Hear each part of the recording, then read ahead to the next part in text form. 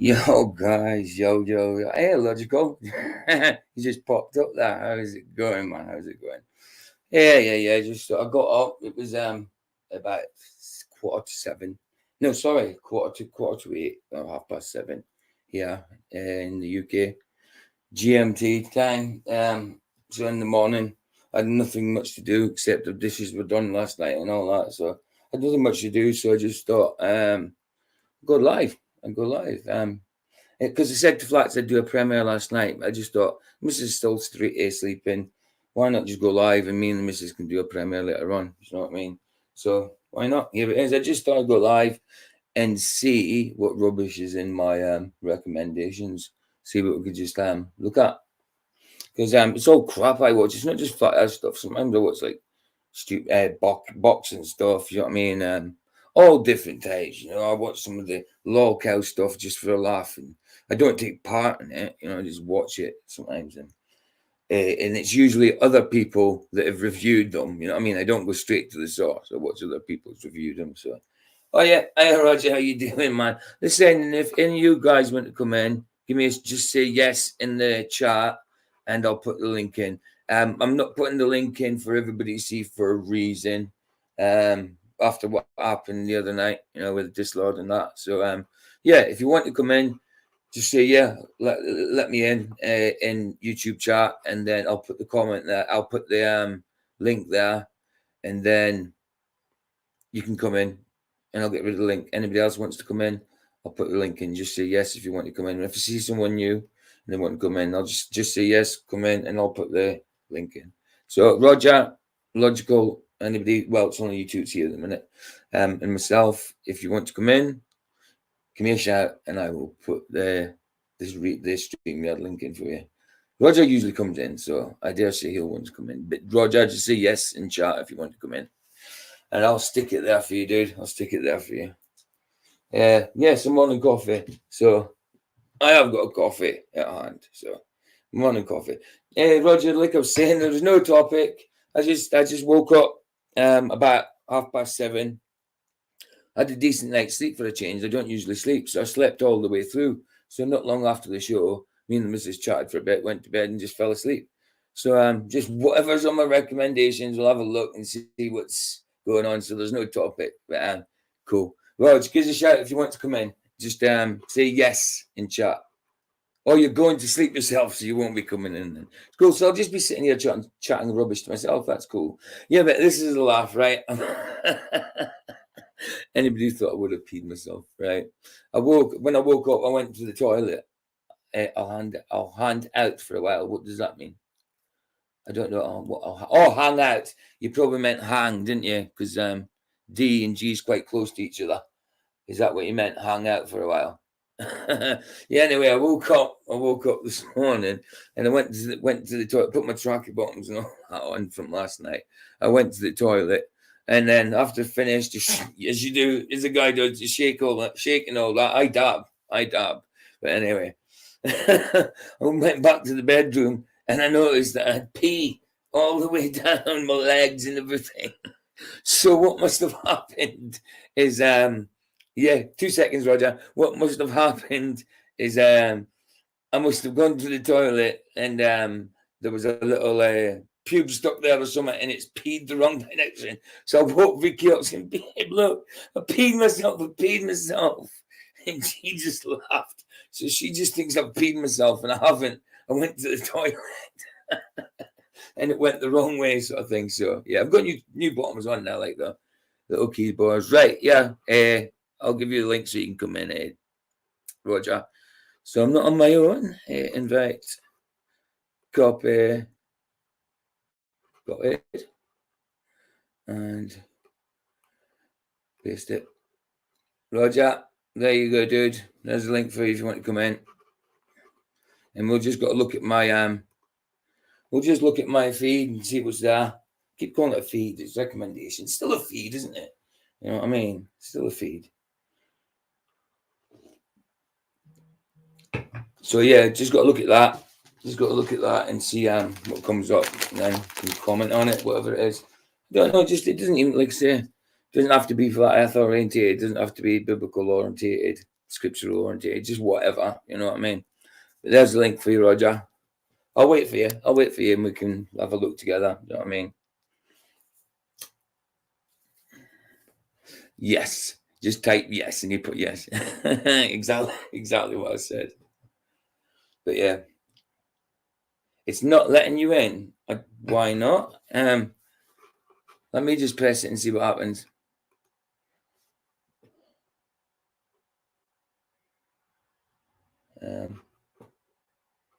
It takes me there.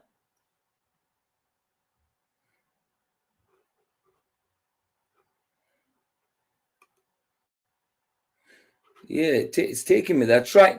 Don't do what Dave does. It's not letting you in. Try again, Roger. What's it doing? What's it doing when you click the link? Because I click the link and it takes me right there.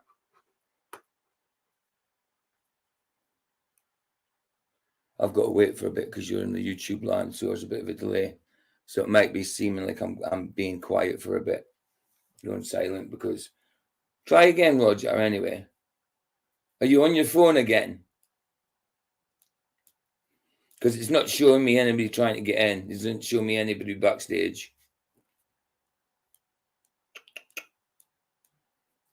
It should let you in. Right, let me just put the link in again. I'll put it in again and see what happens. Invite. Copy. All right.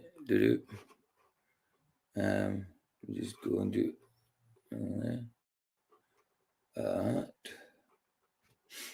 StreamYard. Let's do it again.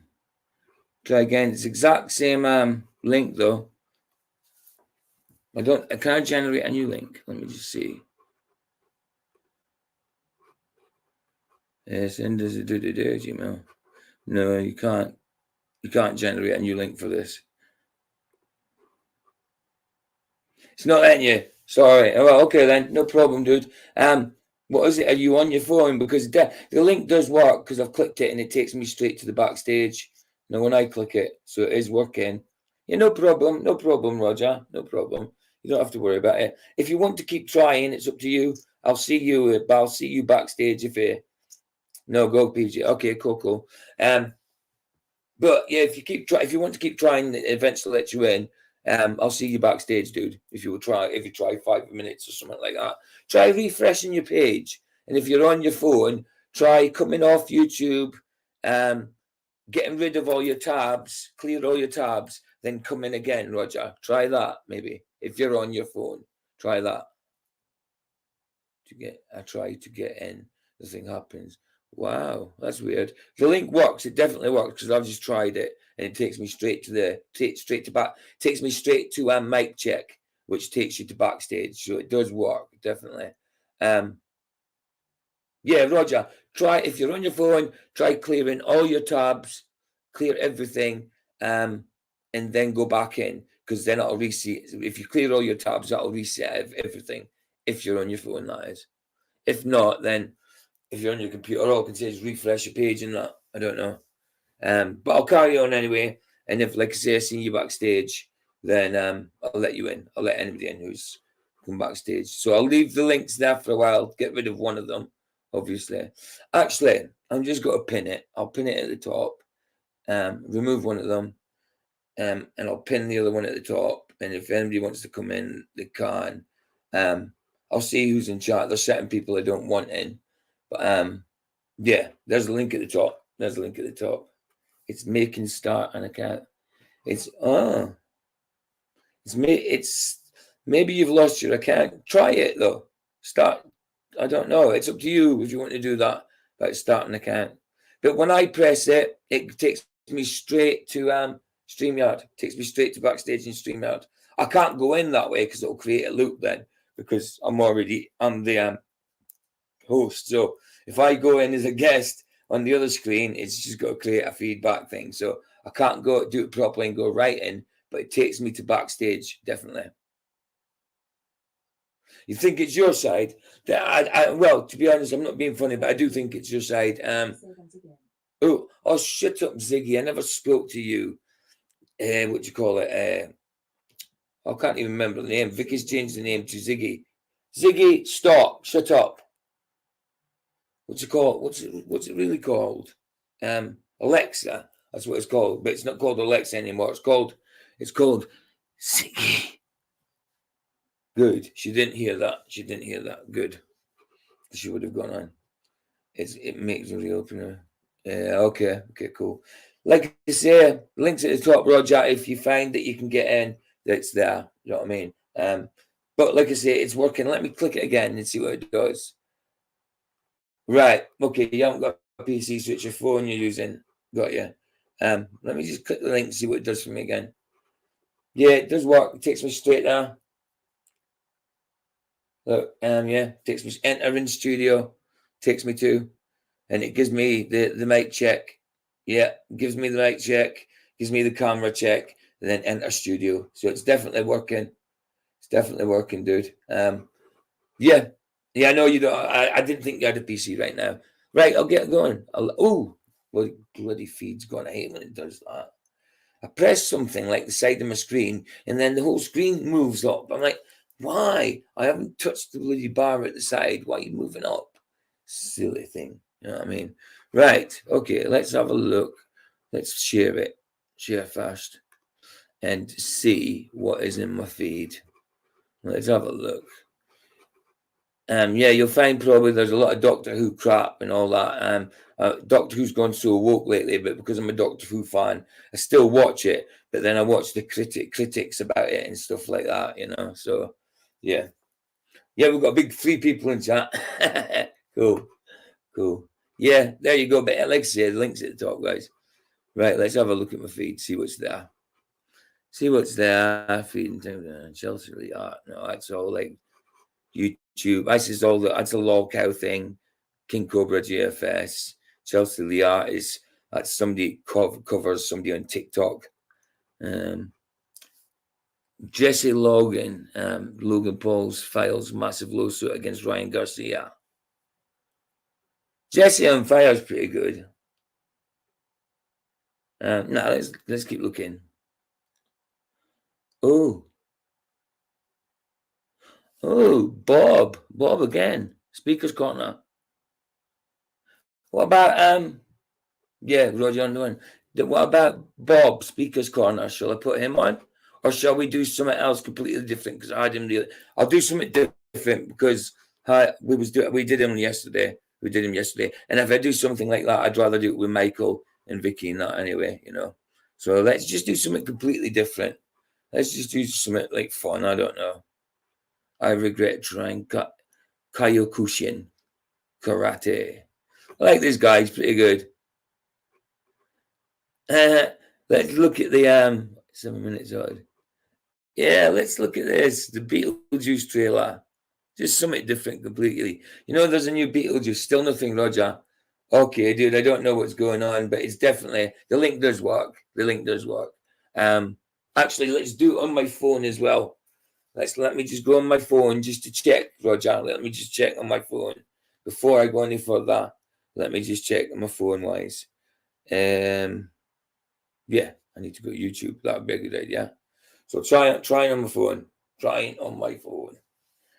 YouTube. Let's go there. Go to there. Right, I've got a link there. Right.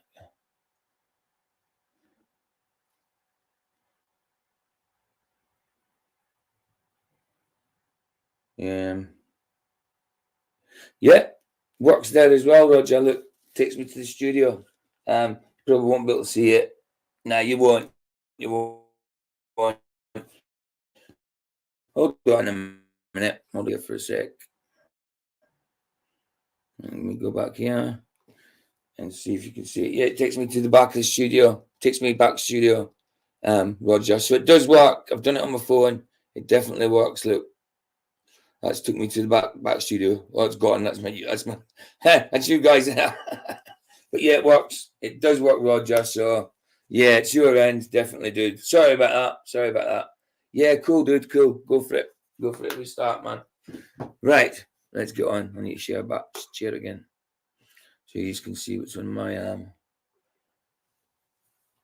I know the camera's not very clear when you look at it, but you can see that it's backstage, I mean. So let's have a... Oh, hello, dude. How you doing? Yeah, I've got somebody who got to sit in with me. I was just going to do Bob speak on the call, and I thought, no. I says I'd rather do that way with Michael here and Vicky here and that. So let's do something completely different. We did it yesterday. You know what I mean? I'm just looking. Oh yeah. I'm just looking. Yeah, I'm just looking through my feed. It's not a serious stream, dude. It's just morning coffee. Just looking what crap's on my feed, just to comment on trailers, boxing, whatever, dude. Whatever's on my feed. You know what I mean? Just having a look. Let's have a look at the Beetlejuice official trailer. Somebody's reviewing it here. Let's have a look at this. See what it's saying. When does it come out? Say again, dude. When does it come out? I'm not sure. I'll check on my phone in a second. Let me just skip this advert. Let's watch. Let me just check. Let me just check my phone quickly. Hi, Bixby. Hi, Bixby. I'm talking to the phone. Hi, Bixby. Right. Oh, Bixby's not working. I'll take it. What's Bixby? Bixby's it's like Siri. But it's on Samsung Galaxy. I could ask Google. Yeah. When is the Beetlejuice movie released in the UK? No. When is the Beetlejuice 2 released in the UK? 6th of September, Michael. Right. Friday, 6th of September. So, yeah, let's just have a look at this guy looking at it. This is one of the first things I come across and see what's happening. Beetlejuice, because the trailer has now officially dropped. So I thought we would take a look at it together. I've heard good things about it. By the way, hold on, let me go small again. I should. I was looking at the top for it. I should say who the guy is. This guy is Mr. H Reviews, and he's reviewing Beetlejuice, the official trailer. I'm not subscribed to him. He's just somebody that's come up. So, yeah, let's play. This from sources that have seen the film at test screenings and stuff. So let's take a look. The response is really good. The response is massively positive. Like, everyone's liking it. We'll take a look at some of this stuff as we watch the trailer, as we finished it. But let's take a watch, shall we? Here's a preview. Same again, Michael. Just to stop shout. Yep. Yeah. Cool. Be warned. It's intense. Oh. Winona Ryder, like breaking the fourth wall there. You know what I mean? Looking at the camera. Be warned, it's intense. Do you know something? You know, like, she was a kid when she did this. Morning, Roger. Yeah. Oh, yeah. She was a kid when she did this. She was probably about 14 to 16. And look at her now, she does look older, but when she puts on that makeup, she looks exactly like she did back then. I know she looks older, but she looks exactly like she did back in the 80s. And even Michael Keaton, when you see him, you can see he's older with his wrinkly face and that, but with the makeup and that on, he still looks like Beetlejuice.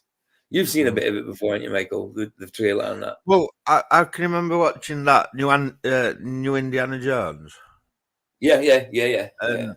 The part where he's younger at the beginning.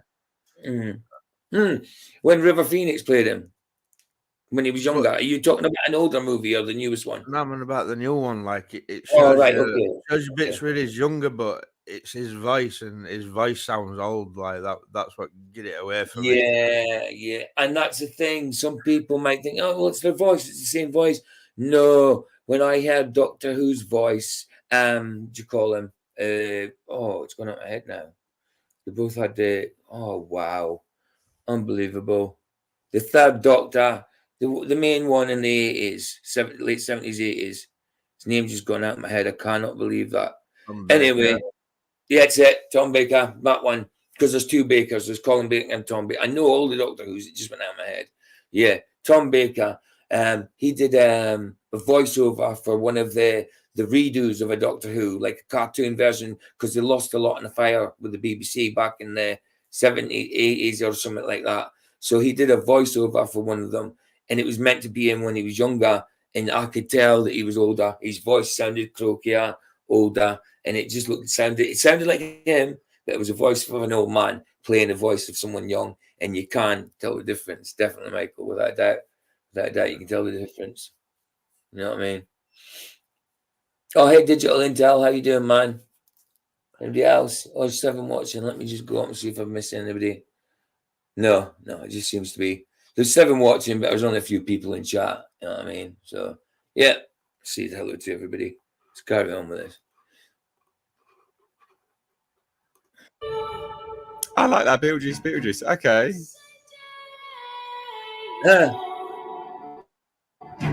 See, they're using the old music as well. Deo.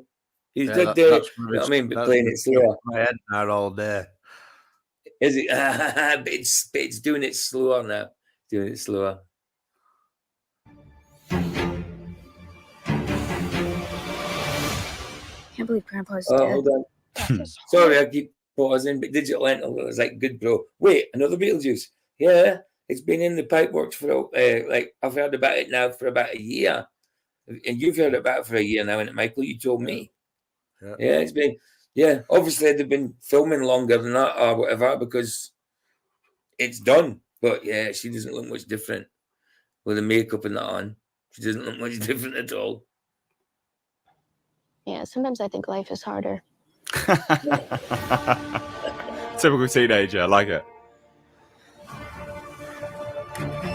When I was a teenager, a trickster demon terrorized our entire family and tried to force me. Seen her in the photo there. She looked exactly the same. That was a photo when she was younger. Exactly the same. Marry him. I believed he was gone forever until you found this in the attic. Ew. Who's Beetlejuice? Don't ever say that name. Beetlejuice. I'm serious. If you say his name 3 times, he will appear. Beetlejuice. The juice is loose. The juice is loose. Cool. Let's see what he looks like. I wonder why they never made a sequel earlier, though. He maybe thinks he's still marrying her. Say again, dude. I wonder why they never made a sequel earlier. I know. I think they probably never ever intended. Really popular film. You know, I think I was either at junior school or something when it come out. You know, back then it was like all films were good. You know, like RoboCop, Crocodile Dundee, everything. Definitely. Yeah, Edward Scissorhands. That just makes me think of this because of Tim Burton. Yeah, anything that's kind of dark and gothic oriented, you think of Tim Burton. Even with the Batman, he played Batman in the 80s. Yes, I'm live, babe. Yeah, I'll turn the camera off for a sec. Yeah, 2 seconds, right, go past. Yeah, we're live. So, are you going back to bed? Okay, cool. You come and be part of it then. The camera's off, yeah, come on. She doesn't want to be seen because she just got up. I told them I was going to go up as well. I thought I'd go live because I was up there, but I was leaving you to sleep. Blame someone on my snoring a minute ago. No, you must have been dreaming. Guys, never said nothing about her snoring, did I? I said she's beautiful. She doesn't snore. What? You said I snored, did you? No, I didn't. We never said anything about you snoring. I promise. No, you didn't. No, she thinks I said something about her snoring. At that point, I was asleep. You were awake? Yeah. Well, you never heard us say nothing about you snoring. No, you didn't. No, you didn't. No, you didn't, Vicky. See? Hi, Michael. Man, Did you heal her all right, Michael? Yeah. can I have Vicky? Yeah. Yeah. So if you want to say something, I'm just doing a stream morning coffee like I did before, babe. Nothing, no topic. I'm just seeing what's in my feed and playing it, and I'm just playing like somebody reviewing the new Tim Burton's Beetlejuice at the minute. So it was maybe Michael Keaton you heard say something like, she snores. It was Beetlejuice, dude. But yeah, what I was saying, you were saying, why didn't they do it back then, Michael? Shake, shake, Sonora. Shake, Sonora. Shake, Sonora. Shake your body on time. Shake, shake, shake, Sonora. What? I know. Yeah, I think like maybe because like everybody now is doing nostalgic things. Like MCU is like they did No Way Home, where they did the older Spider-Man's coming into it. They did it with Michael Keaton in the DC, where the older Batman came back and he was older. So people are doing nostalgic movies, and because people like this, they maybe thought we'll get in there on this nostalgia trip and do an old movie. They maybe never meant to from the start, Michael, but after the scene that everybody's doing nostalgic movies going back to the 90s and 80s and that, get like Roadhouse, the new Roadhouse, that was an 80s movie, things like that, dude, and they remade it. What did you Star think? Wars. Yeah. Again. What did you think to that new Roadhouse? It's not the same as the old Roadhouse. Was a bit what's the word? Cheesy.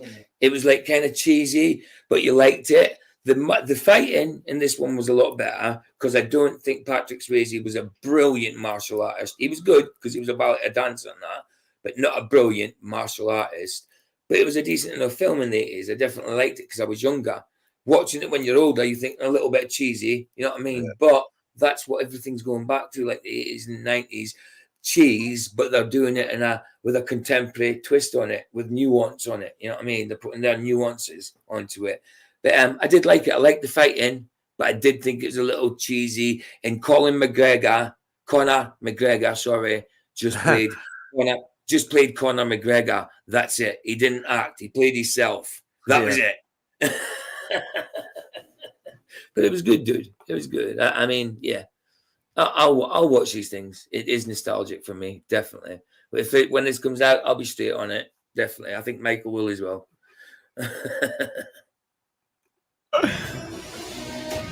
The living. The dead. Hey, Monica Bellucci. It looks like they're all back in it as well. Looks like every single one of them's back. That's what we're here to find out. Oh, this looks fun, man.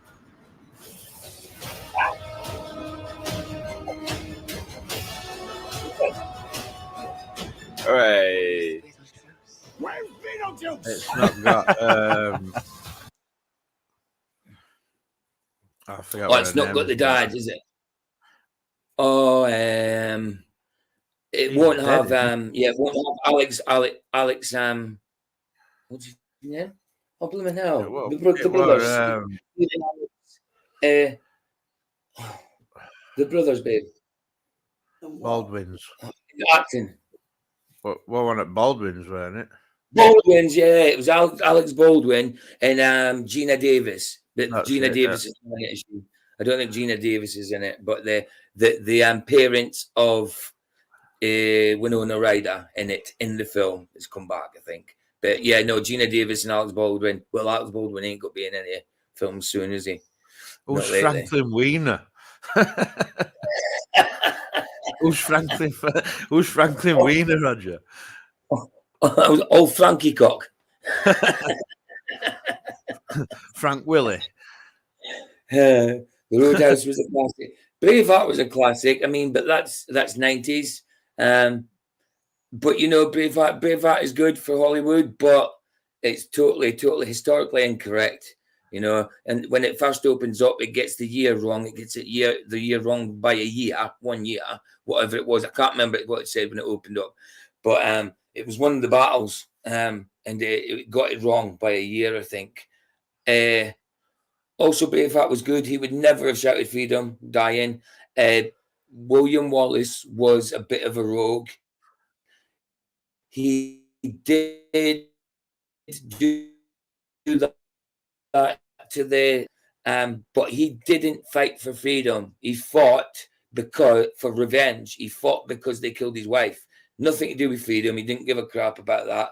And he was a rogue. He went about stealing. He used to be nobility as well, but he was nobility without money. And he had a charge with an English person once. They both went stealing alcohol. He had a charge for stealing alcohol with an English person. You know what I mean? And he was fighting against the English allegedly. And also they would never have wore kilts then. They would never have painted their face blue. It was the Picts before the Scots that owned Scotland. When it was Pict land, they wore the blue over their face. They painted their face. Kilts didn't come in for another 200 years after William Wallace. Probably he was in the 1500s, I think, 1535-ish, maybe. Yeah, and kilts didn't come out for another 200 years after that. The things that they would have worn would have been very similar to the English in that movie. For battle, they would have worn the same as what the English wore. They wouldn't have worn them kilts, and that didn't come for another 200 years. Something like that. Anyway, you know, Disney bought what? Not Braveheart. Oh, Tim Burton first movie. Oh, I don't know. I'll wait till you say something else. Yeah, so yeah, there you go. I like it. I do. I love Braveheart. Brilliant, but definitely incorrect. It's definitely just a movie for it was definitely Hollywood put their bits into it to make it a bit more. Because if they really studied it, they would know that a lot of that didn't happen. I mean, you're not going to shout freedom when you're getting hung, drawn, and quartered. How are you going to be able to do that? I don't think you'd be shouting freedom, do you? You'd be like, ouch, ouch, ouch. It'd be a little sore, baby, don't you think? Be hung, drawn, and quartered. Right, sorry, let's carry on. What? My brain hasn't even kicked in yet. Her brain hasn't kicked in yet. Her brain hasn't. Well, it must have. It must have. I've only had one coffee. Yeah, I'm on my second coffee. I'm on my second. Have you been up all night? No. The whole point I've done this is because I slept well. I just said the guys when I come here, I fell asleep when I went after the show. Me and Vicky spoke for a little while, went to bed, and I intended to watch something on the TV. Crashed right out. So I've been asleep, and I woke up again at say 7:15. Went to the toilet. Thought, oh, I'm up. Vicky's asleep. I said I'd do a premiere with Flats yesterday. Me and Vicky can do that later now. I just thought might as well go live at the minute. You know what I mean? I've got nothing to do at the minute. Let's go live because I thought Vicky be in bed a bit longer. I wasn't reckoning her getting up because she kind of sometimes she sleeps long because she hasn't slept well as well, and she had an injection yesterday for her condition, so that sometimes makes her sleep longer. You know, so I didn't think she'd be up, but it doesn't matter. She's up now. She can put her tuppence in if she wants to. But whoa. not that tuppence. A penny's worth. Then I'll say a penny's worth. Tuppence a bit more, but I didn't mean that tuppence. Mike was like, "Whoa!" Right, let's go. Look at all the practical effects, man. Holy shit. Wow. Feel free to express yourselves. Don't be afraid. You're a figment of my imagination. Really? Is this a figment of your imagination? Come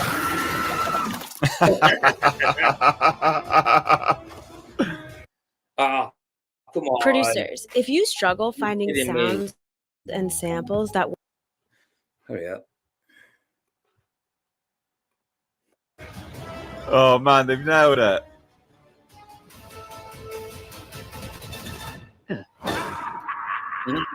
Oh, this is great. Yeah, it's good. You ever watched? I think this is the waiting room to amazing. Yeah, again, dude. So have you ever watched out in IMAX? No, I've never. Have you seen anything in IMAX, babe? No, I've never been to IMAX. Have you, dude? No. No. It's all over you, isn't it? It's all around about you. Yeah, no, I've never seen it, dude. Yeah, you get I've been told about it. You get it's all around you, and it's a lot better experience apparently. But no, I've never tried it. Can you give Mark a spanner? Who's Mark who? Digital. Oh, Digital Intel hasn't got a spanner. How come he hasn't got a spanner? Have I not modded you already? Sorry, Digital man.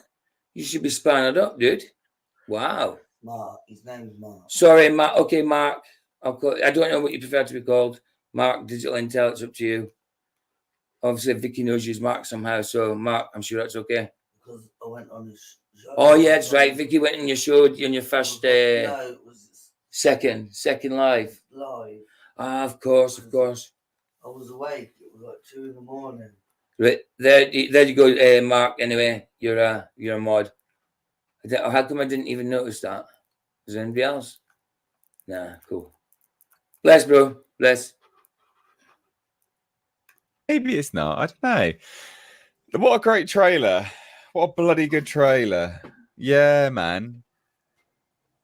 That's great. Everyone's loving it. I've seen the trailer. Let's try something else. The fact that back in 88, 89, Michael did Beetle.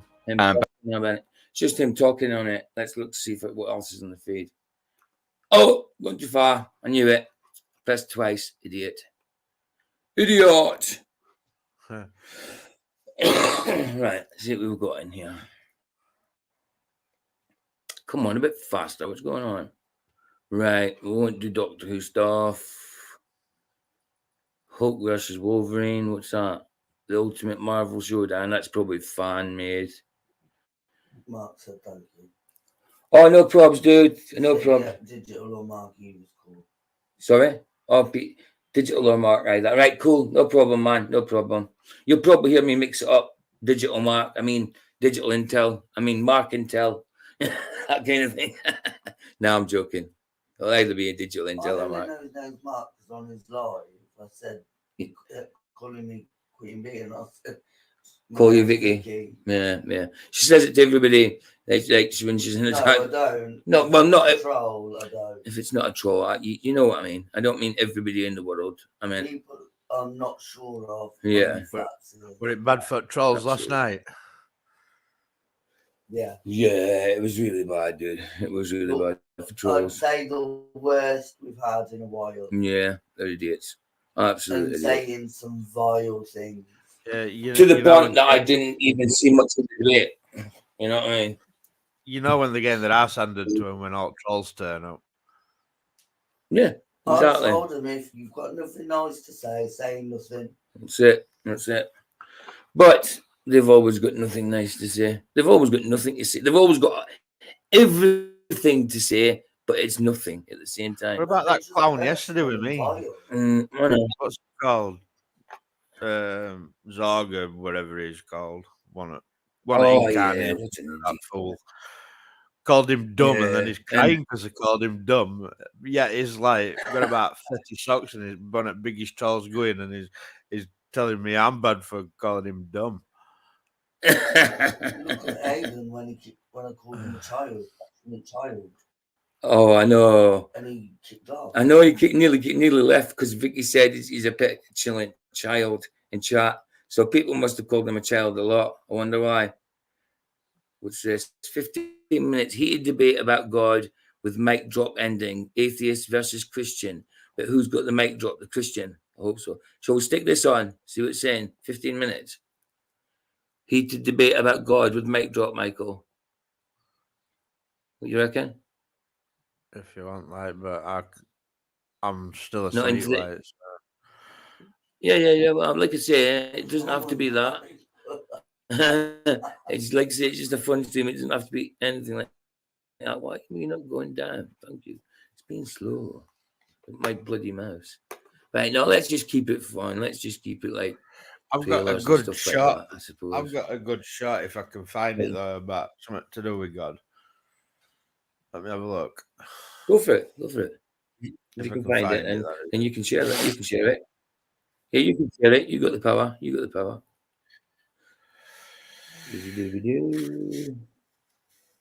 Right, I'm just looking for something.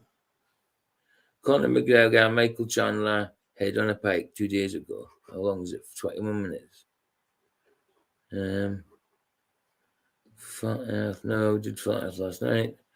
Spider-Man 4, Venom enters the MCU. Tobey Maguire. 2 days ago. How long is that? 8 minutes. 2 of them are going. I can't see that.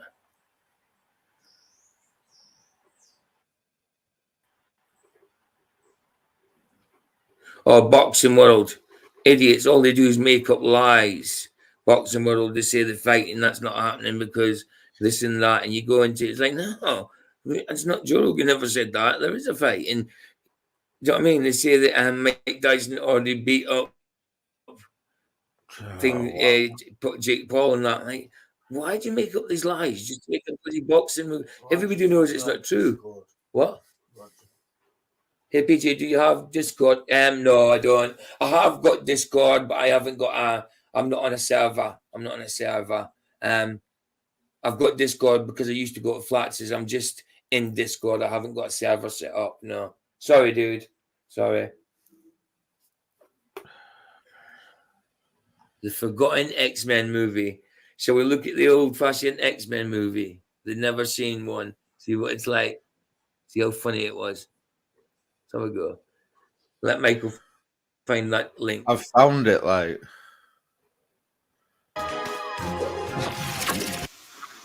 All right, there we go. I'll share that then. Go for it, Michael. You want me to share it out? It's called He Debunks. It's called He Debunks All Other Religions in Less Than 60 Seconds. Go for it. Let's do that then. Let's watch that. It's only short, like. I think it's cool. All right, stick it on. Share screen. See, I'll just look for some crap. So I tell you what, man, there's a load of crap comes up in my feed nowadays. I don't get nothing relevant. Man, can you see? Oh wow! Yeah, man, you're sharing. Go for it. I mean, I shared this in Element, like, but it's called He Debunks All Other Religions in Less Than 60 Seconds. Cool, I thought it was cool. Go for it. Ready? Aye. Ready. And all the Eastern religions and all the cults and all. Why is it not sharing my sound? It is. And I was muted on tab again. Right, are you ready? Yeah. Are you ready? In all the Eastern religions and all the cults and all the world religions, they always gave some credit to Jesus Christ. The Muslims say that he was a prophet. The Christians say that he was an incarnation of the Godhead in his age. Yogananda and all these different Eastern teachers said that he had Christ consciousness. You know, they always use words like Christ consciousness, Christ this, Jesus that. The Buddhists would even say he was a Buddha. You know, he was another incarnation of God like Buddha was.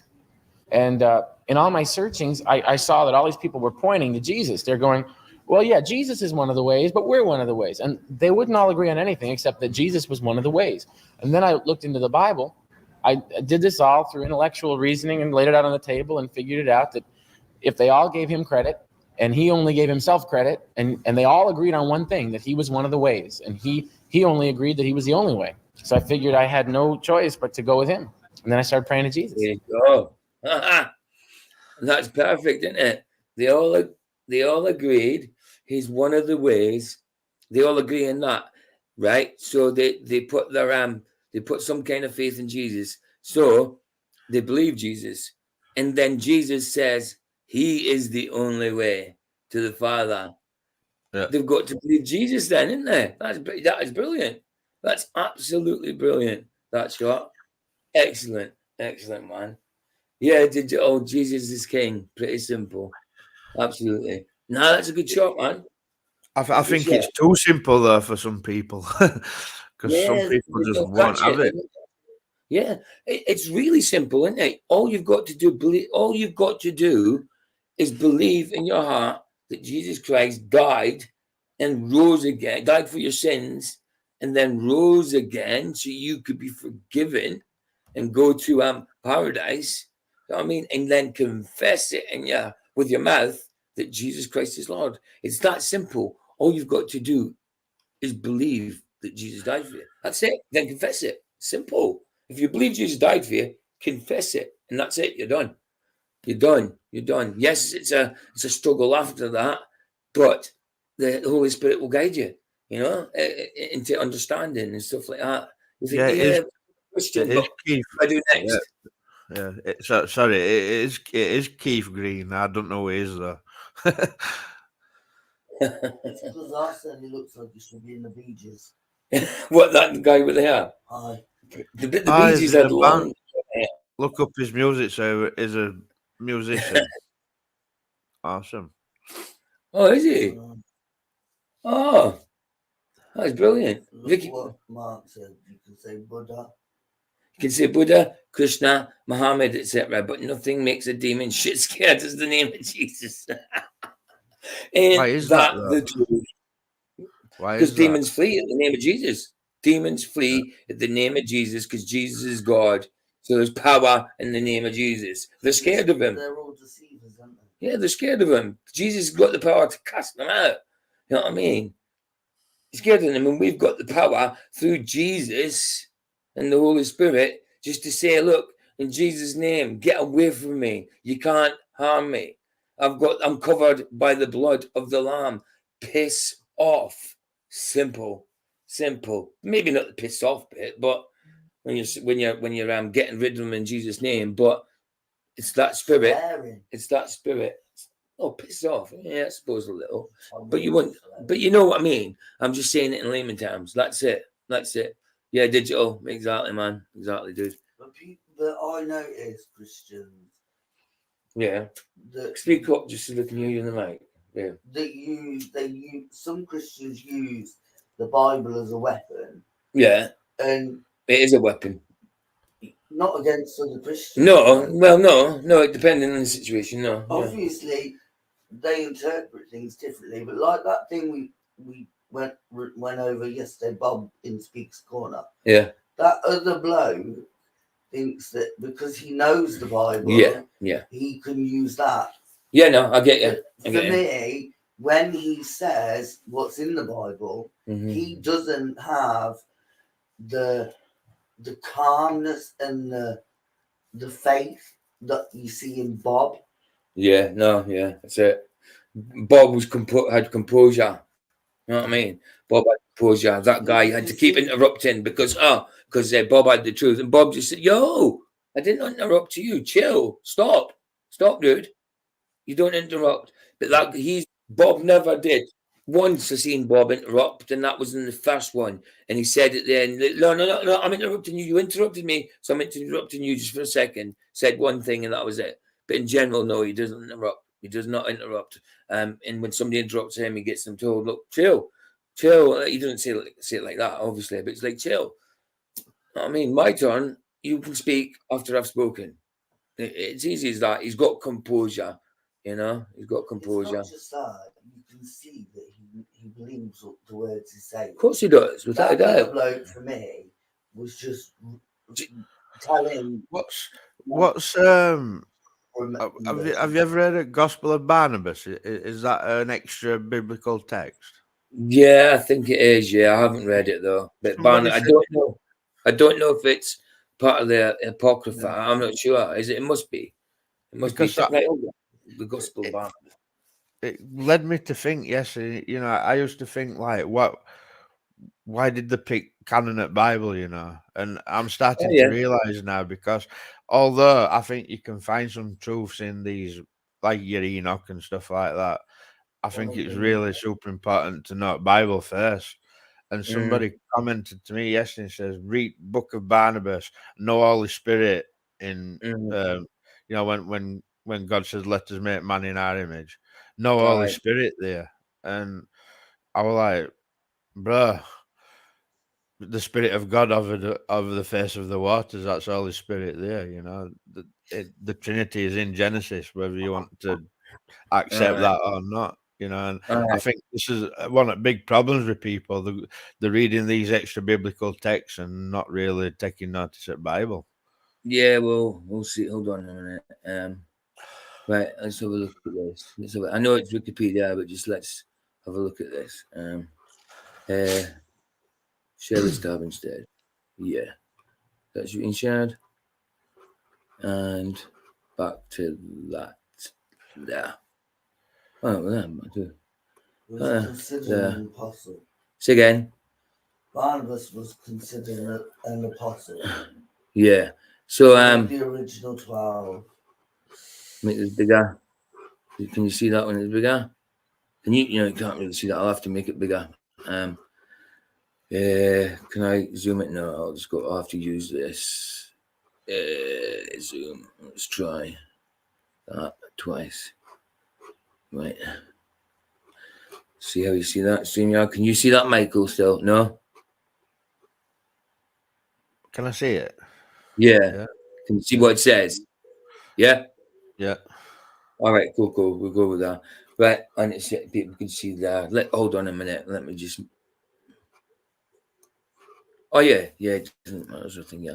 Right. The Gospel of Barnabas. The Gospel of Barnabas. Gospel written in the late Middle Ages by early Christian disciple Barnabas, who in this work is one of the apostles of Jesus. How is he an apostle of Jesus if it was written in the late Middle Ages? This is a pseudo, right? Whatever you call it. It's about the same length as the four canonical Gospels, combined and largely harmonized stories in the canonical Gospels with Islamic elements such as the denial of Jesus' crucifixion. The Gospel presents a detailed account of the life of Jesus. It begins with the nativity of Jesus, which includes the Annunciation by the Archangel Gabriel to Mary, which precedes Jesus' birth. The Gospels follow his ministry, ending with the message of Jesus to spread the teaching. So he believes in the message of Jesus, right? To spread the teachings around to the world. Judas Iscariot replaced Jesus at the crucifixion. What? So our rate then, like our rate, it were used to try and refute Trinity against me, and our rate that it's heretical. Yeah, of course it is. From what I can see, just from that light. What's what it's called? Where did I see it? Right, up the top here on my phone, right? The Gospel of Barnabas is a non-canonical, pseudepigraphical gospel written in the late Middle Ages and attributed to the early Christian disciple Barnabas. So it was written by the early Christian disciple Barnabas. No, it's about the early disciple Barnabas, but it's written by a Barnabas. Yeah. Stupid. And it's written in the Middle Ages. Digital says Gospel of BS. Yeah, definitely, mate. Definitely. Like the Middle Ages. So it was 1,000 years after Jesus. It was written. No thanks. No, thank you. And this is why I think, and this is why I think there is a canon. I used to think bad things about. Well, I used to fall into that. Everything out to do with Catholics, it's bad. But Right. I think this is the reason why there is a canon in Bible. Yeah, because otherwise, maybe something like that would have been added to it. You know what I mean? And then it would have contradicted itself. I mean, Judas Iscariot replacing Jesus. What? So Judas died for our sins? Someone that betrayed Jesus died for our sins? No. He didn't just got crucified, but didn't die for anything. Just got crucified. I've got a book about that Gospel of Judas, and wow, it makes him out to be he was favoritist disciple, and that it's crazy. Yeah, he's the one that saved it because of what he did. Oh, babe, I got coffee. He's the only one who truly understood what Jesus was saying, and wow. I just stopped reading it. I bet every word you were reading just got you more stressed and more angry. You know what I mean? Right, let's see what other crap's in my thing. But I figured straight away, when somebody was saying, "Here you go, read Barnabas," and it refutes Trinity type comment, I was thinking, well, if it's against Trinity or refutes Trinity, then it's not in line with rest of scriptures. No, of course. I'm just going to make another coffee, dude. Go for it, dude. Babe, do you want to make coffee? I'm trying to turn your camera off. I'll turn it. Joe, my camera's been off for ages. I haven't turned it on yet. Oh, I didn't realise, guys, my camera was off. It's because I turned it off for Vicky getting past. I thought I turned it back on. No. I will turn it back on when she gets past. No. What? No, I want my camera on. I'll turn it off when you go past. Weirdo. It's because like when it's me and Michael talking, all they're seeing is two avatars. I want them to know I'm real. Go past it. Definitely real. Go past. You sat there in front of me. Babe, can you go past then? She says she wants me to turn the camera off to go past, and she won't go past. You know what I mean? Right, let's share what I'm got. Let's have a look through my script while my feed while she's getting past. Oh, come on, baby. Are you up there? Wow. Mark, you need to get a giant print Bible. They're easier to read. My Bible is paper thin, rice paper, and you need a telescope to read it. So BibleReference.com has been good for me. Wow, dude, you must have read it so much that it's turned into dust. You know what I mean? But yeah, get a larger print Bible. I mean, I've got some Bibles and they're really good Bibles, but you have to, because there's so much crammed into them, you have to really look. And I've got good eyesight. But even with small writing, wow, it's hard. What, babe? That one you ordered for Tracy. Yeah. That's a giant Bible. Oh, okay. Giant print Bible. Yeah. And that was only like £7. Yeah. I just bought a Bible the other day for and I got it off Amazon, and it said it was reduced from £40 to, but I got it for £7.99, so £8, and it was New King James. It had in its large print, and it had letters in red, Jesus letters in red. So it was good. It was good. A 40 Bible I got for £8. £8. Yeah, good. It was good. Yeah, I got it for Vicky's friend across the road, and then I got Vicky a Bible as well. She's getting one with finger indents, so she can find the books a lot quicker. You know, it's easier for her that way because she doesn't know where the books are. She's got the finger indents to kind of show her. She just needs to flip there. Because I know where the books are, but even me with a Bible that isn't got tabs or hasn't got finger indents, it's hard. It's hard. You flick past something like Jude. You'll flick past it every time because it's just a page. You know what I mean? Digital Intel. Have you got a PC or have you just got a phone? Because I use eSword on computer. I just use the Bible Hub I've got. I just got a Bible Hub. There's loads, yeah. Bible Hub, Bible Gateway. There's tons of so you can type in eSword and you can download it, and it's quite good. Yeah, like definitely. All Strongs and that. Forgot that my camera was still off, and Vicky's saying turn the camera off when I go past. No, because she's making coffee, and I'm like, yeah, and it's bloody still. It's already done. I forgot that I didn't turn the avatar back on. Oh, I thought it was coming back. Right, I'm just refreshing this to see what comes up. Is anything different? Not much. Not much. Right, let's have a look. Let's have a look. Quran error on how not to answer questions. No, I love Bob, but we did him yesterday. So let's just stick to light-hearted stuff. Let's do we do the biblical stuff, scriptural stuff on a more serious stream. You know what I mean? But that debunking of these religions in a minute, that was brilliant. Logan the Wolf, a Wolverine fan film. No, thanks. Talking about robots. 3-minute one. What kind of robots are you talking about? What kind of robots? Let's have a look at his description.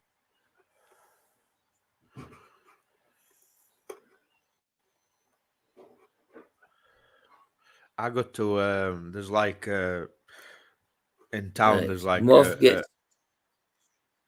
sorry, in town near me, there's like a bookshop that it's free for people that they can go and pick 3 books at a time, and they have a religious section. Oh yeah, you said that'd be brilliant. Got loads of Bibles. Man, that'd be cool. Every time I walk past I'm it, surprised I'll be you find the Bible. every time I walk past, I'll be like, I'm just going to nip in here and see if there's any Bibles.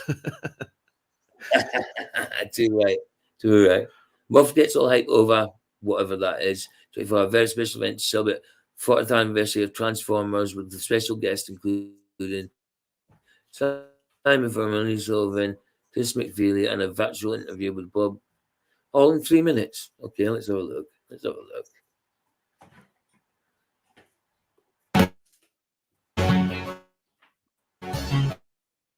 Ooh.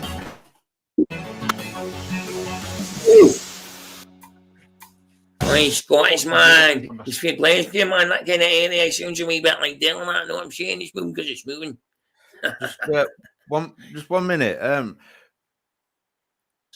Roger said Thomas chain reference. Do you mean Thompson chain reference? Because I've got a Thompson chain reference. I actually got that from that free bookshop. Mark from Digital is that Digital India saying that are there any new MEs? I haven't come across any. I haven't really been looking. That's what I do. I don't really kind of look. Sometimes look when I find out about something, I'll go and look, but I don't tend to look for Mandelas. They tend to come across you. Like if you're reading the Bible and you say, oh, something different. But I don't intentionally go looking for them unless I actually hear someone that said, look, I found this. Then I'll go and look. But I'll just read, not looking for them, and then I'll come across them. So when I pray, sometimes I'll say, look, and if there is anything there that's different, can you point out? Can you show me, Holy Spirit, sort of thing? Yeah. So I don't intentionally go looking for them. But if you heard of anything new, Michael, check that Residue for the Remnants channel because he puts videos out nearly every day. I don't know if they do one. Yeah, Residue for the Remnants. Do you want to put his link in, Michael?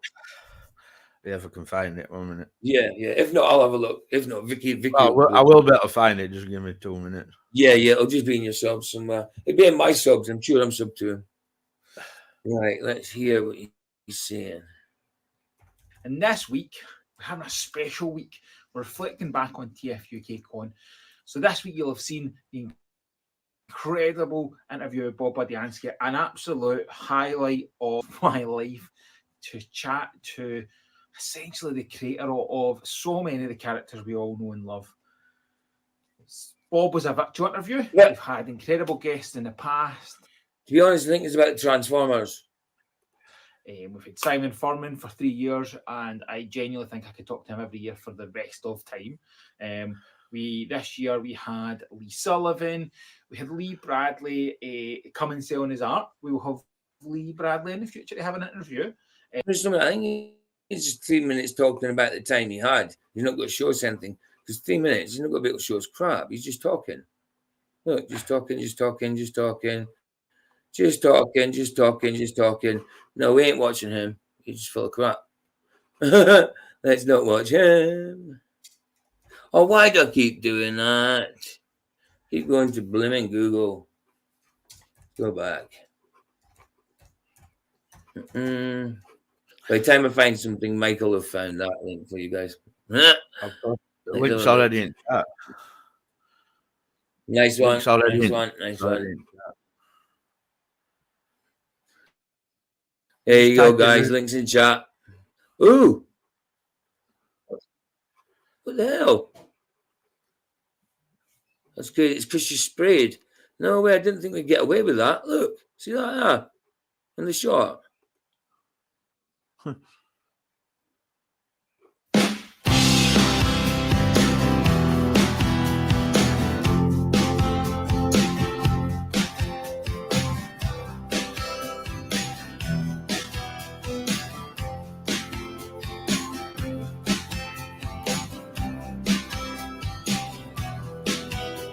Oh.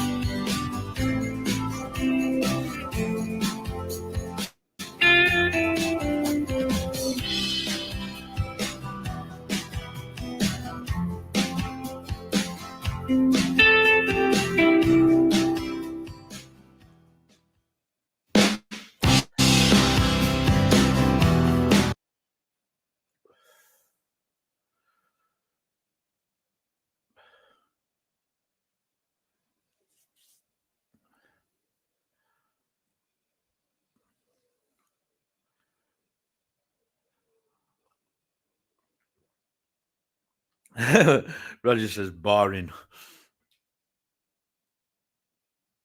PJ? I think we've lost PJ. Or he's muted. He muted. No, I was muted. Vicky got me to mute. Yeah, I was muted because Vicky got. I was talking to you, Michael, and I didn't realize I was muted. Sorry, what was you saying again?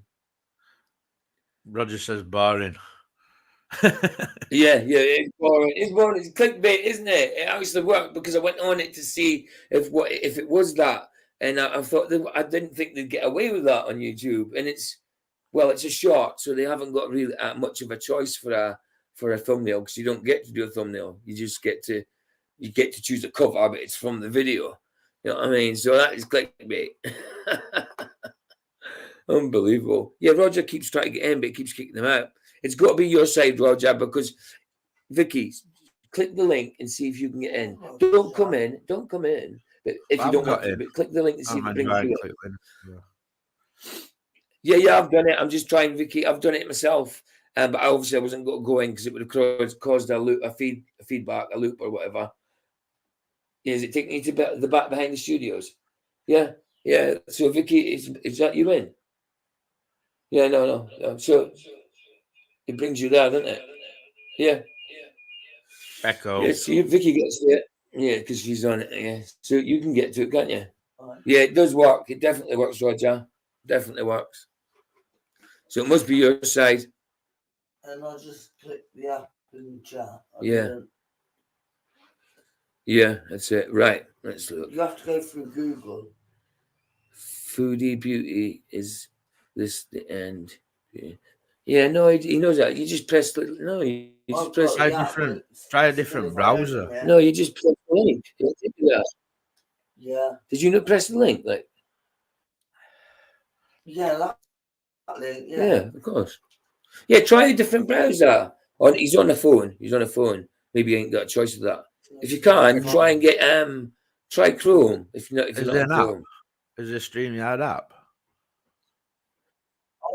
Yeah, there's a StreamYard app. Try downloading the StreamYard app, Roger, and see if that works. It's free. You don't have to pay for it. No, you just put your avatar. Yeah. You just have to put your avatar and all that in it, your name. So try that. Try downloading the app, StreamYard app, Roger. It's fine. It needs to work. My typing skills low. Well, if you want to try downloading the StreamYard app, and we'll try that way if you want. If you got to work, that's fair enough. But if you got some free time, try it, dude. Try it. You've got to work on your typing skills. Oh, sorry. I thought you meant you got to work. My typing skills are crap. That's what. Sorry. Got you now. I read it wrongly. I was going to say Romulus rules, but wow, it's all woke. See what I mean? Doctor Who, Battle of the Woke.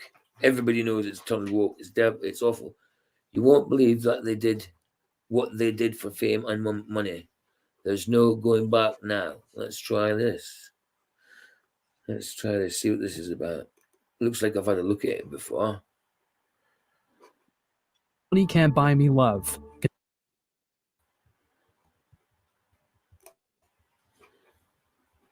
Let's try this. You won't believe what they did for fame and money. This video dives into the dark side, sharing stories that'll make your hair stand up and send chills down your spine. We're talking about real deals. So it's obviously about like people signing their life away to the devil. You know what I mean? For money and fame. Shall we have a look at it? If you haven't. Michael? Yeah, yeah. If you haven't, show me. The devil, and what it truly means to sign. Yeah, cool. There must be a bit of a delay because when I'm asking you stuff, you're answering about 4 seconds later. So when I'm on the other page, there must be a bit of a delay. Your name in blood. After hearing these testimonies, you won't be able to shrug this off as just myths. Guys, it seems like the devil isn't hiding anymore. You can see it everywhere, dominating the majority of movies, music, award shows, and yes, even the NFL. This video might unsettle. I just said, no, PJ, walking away from the light. What do you mean? No, I'm walking towards the light, dude. I'm not walking away. No, the light is pulling me. The light is pulling me in. No, man. It depends what light it is. If it's the phony one, no, I'm not going. You know what I mean? I'm not going to the deceiver's light tunnel. I'll go for the truth one. Why You know what I is mean? it? Because Roger put StreamYard don't like it. Yeah. Why is it? Some of us are fine on some apps, and on other apps we're crap. And Exactly. It just Exactly. Livestream is the bugger for me. It's okay for some people. Some people love it, and I used to like it, but until I actually started using it, when I was in as a guest, it was fine. It's fine. But when I started using it, all my videos had like jackiness in it. When I shared a video, there was jackiness in it. The sound was popping and everything. Brian Stavely had problems with it as well. So it's okay for some people, but for others, it's not. you couldn't use Element. When? Was it Element? No, not Element. No, I've always been able to use Element. Ignore me, I ain't had coffee. I couldn't use Element. No, I've always been able to use Element. It didn't work when you were streaming. Oh, right. Yeah. It didn't work. Well, yeah, it was being a pain then. But yeah, I got you. Please ignore me. My brain ain't kicked in. Her brain says, she says her brain hasn't kicked in. She has to put it in the wash every night and cycle it. And then when it dries out in the morning, she just pops it in the top of her head and folds it, closes the lid again. Do you know something? See that there? You say that right, and some weird baller troll. What is it? It looks like it's a shoulder, but it looks like a boob with a nipple, doesn't it? It's a shoulder, but it looks like a boob with a nipple. I thought it was like top at Devil's Head, like you can just see tops of his eyes, and then that's his big forehead, like Craig's, and then an arm coming out. Yeah, it does look like that. It does. Creepy as hell. Yeah, but it's a shoulder. Yeah, it does. But it's a shoulder. What, babe? What the F? Look at the other side. It looks like it's got ears in their face. Yeah, it does. Yeah, it does. It's mental. Right, let's carry on.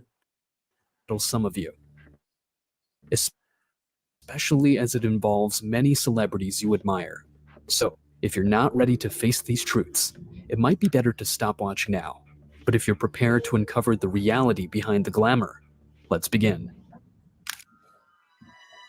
The journey to fame is often illuminated by the spotlight, but it's the shadows that tell the more intriguing stories. As we dive into the lives of some of the most celebrated names in the entertainment industry, we uncover a pattern that's as revealing as it is chilling. First up is Bob Dylan, whose frank admission about his rise to fame adds a profound layer to our discussion. Yeah, Bob Dylan, he just says it pretty much straight out. He says, yeah, the chief commander and all of this world, you know, not this world, but the world we can't see. You know what I mean? Yeah, he comes out and says it straight, doesn't he? Brilliant. Not brilliant, but it's good that he tells the truth. You know what I mean? We get to know about these things. And yet, Bob Dylan was meant to give his life to the Lord, wasn't he? Wasn't he meant to be a Christian at one point? He started doing Christian songs, didn't he? Bob Dylan. Sure he did. He was meant to be a Christian. I don't know if he is now, but he did do Christian songs for a bit. I know that. Oh, I thought somebody spoke then.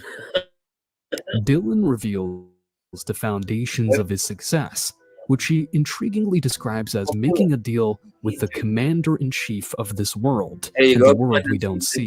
There you go, commander-in-chief of this world. Vicky just said she didn't know who Bob Dylan is. Babe, you're like 7 years younger than me. How do you not know who Bob Dylan is? Yeah, she doesn't know Bob Dylan. I've heard the name, but I don't know who he is. He's a singer. He's got that kind of slow, droll, croaking voice, kind of country, kind of rock country. Can you find that interview where he talks about that? Yeah, it's probably got a show on. Let's see if it shows it on here. If not, I'll find it. In his own words. See. Let's listen to what he has to say. Why do you still do it? Why are you still out here? Well, it goes back to the destiny thing. I mean, I made a bargain with it, you know, a long time ago, and I'm holding up my end. What was your bargain? To get where I am now. Should I ask who you made the bargain with? with you know, with the chief commander. On this earth? And on this earth, and then in the world we can't see. Following Dylan, we turn to Kanye. Is that enough, Mike? Or do you want the full interview, Michael? No, that's enough. It was just for Vicky, really. No, yeah. Have you never seen that before? No. Well, that was Bob. When the pictures in the background when you see him, that was when he was younger, when he was back in the 70s, in that singing. Is he dead? No, I don't. Bob Dylan's still alive. Bob Dylan's still alive. He's not dead. He's old, but he's not dead.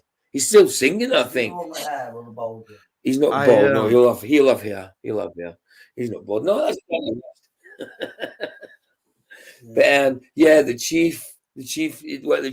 the chief commander of this world and of the one we can't see.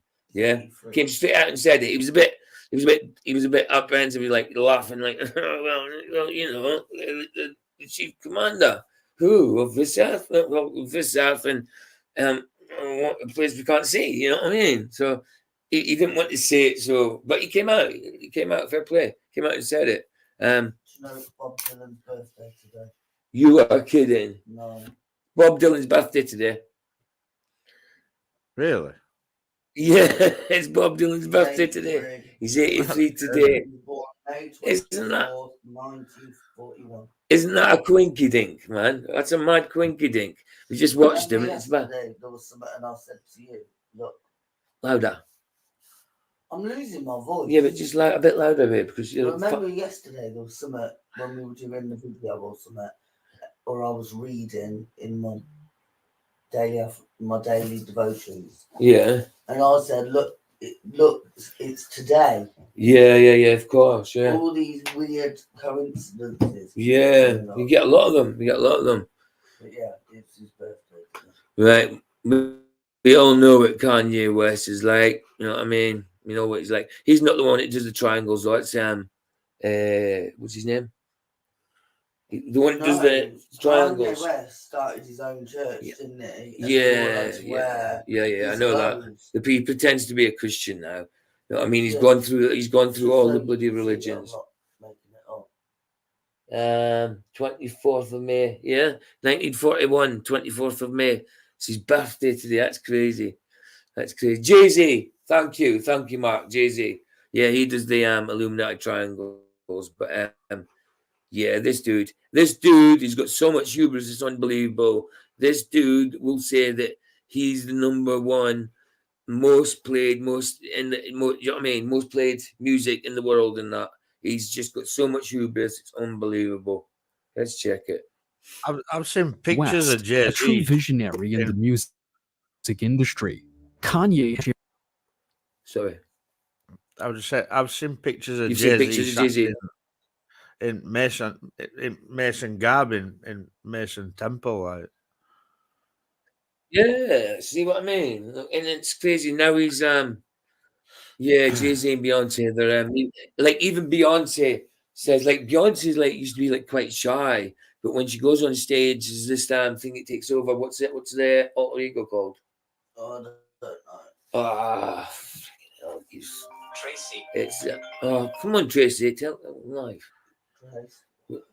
Hold on. 2 secs. That's all right, I'm live. 2 seconds. She's just on the phone. She's just trying to tell the person she's live to get off the phone. I'm on YouTube live. She didn't know. It's not her fault. No, it's not her fault, but she didn't know. I can't remember what I was looking up now. What was I looking up, babe? Oh, yeah. Thingy's alter ego. What's her name? What is Beyonce's alter ego called? Can't. Yeah, Sasha Fierce. Sasha Fierce is Beyonce's alter ego. Yeah, so when she goes on stage, she becomes Sasha Fierce. She said it in interviews as well. So that's not an alter ego. That's a demon. Sasha Fierce is a demon, without a doubt. She rang me to tell me she's not coming over. Oh, all right. Yeah, a friend rang her just to tell her she's not coming over. Wow. She's not coming over. Just don't come over. Wow, that's crazy. He's just see our mate's a bit mad like that. She's very what you say?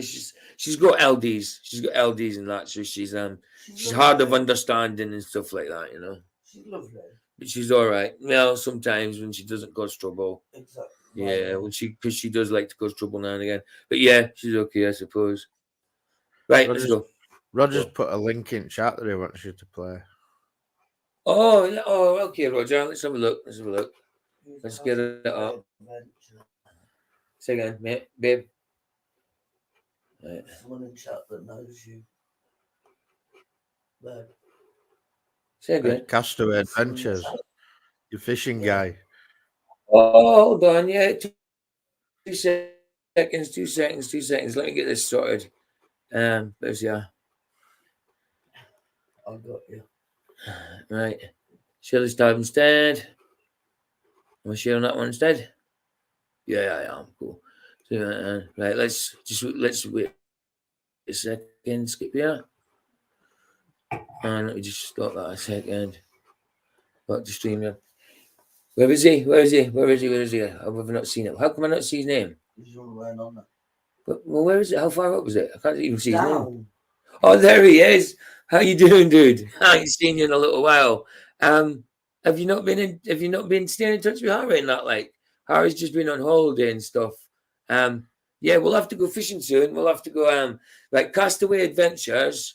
Right, dude, I'm going to give you a wrench. Will you put your link in there? If people like fishing, go and see him. He makes his videos. He makes fishing videos. He edits them all as well. He sits there on his phone and he edits it, puts some music to it. It's brilliant, man.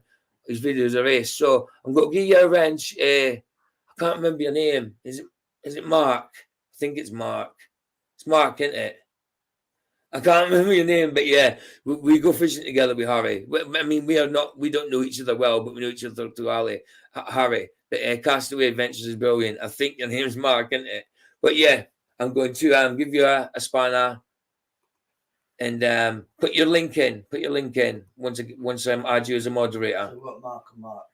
I think his name's Mark. We've got Mark and Mark. His name is Mark, yeah? Digital. Yeah, Mark. Yeah, I think he's Mark. But yeah, put your link in, dude. Put your link in. And if you like fishing, guys, go to him. So there you go. Go put your link in, dude. Right. So what is this video, dude? Steve Taylor meltdown. Okay, let's have a look at this, man. Let's have a look. Let's make it big. Oh, have you subbed to him? Did you find him? Oh, well, can you put his link up before if he doesn't put his link up for everybody? If he doesn't, but you've got a spanner anyway. If you haven't put your link up, my missus has got to do it. But you've got a spanner anyway, dude. I give everybody in here a spanner as long as that. He's not a flat earther, guys. He's not a flat earther. He's just a normie. He's just someone who doesn't really care about it. You know what I mean? He might have opinions on it, but he doesn't give a crap. But yeah, he's just a normie, guys. Do you know what I mean? He hasn't looked too much into it and that, I don't think. So yeah, go to him. He's not a troll or anything. He's a good guy. So there he is. At work, just have to listen. No problem. But there and Vicky's put your link up. Mark put it in as well.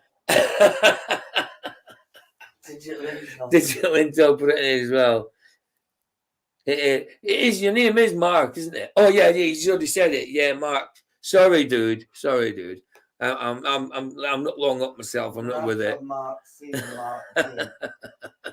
So we've got Marky Mark, Marky Mark. You know what I mean? In the Funky Bunch. There we go. Marky Mark. No probs, dude. No probs. But honestly, if anyone likes fishing, go and sub to him, because he does go fishing, and he films every fish he does, and then he makes it into he edits it, makes it in a nice video. So yeah, go sub to him, man. Go sub to him. He's brilliant. Tragedy struck today when workers at the famed London Wax Museum discovered the world-renowned wax figures melting due to high temperatures apparently caused by a faulty thermostat. Scotland Yard is currently... Yeah, Roger, I have seen the Facts of Life, but I can't remember. It's the name really hit me, but I can't remember what it's about. Obviously, it's a Facts of Life, but or it might not be. Is it a sitcom?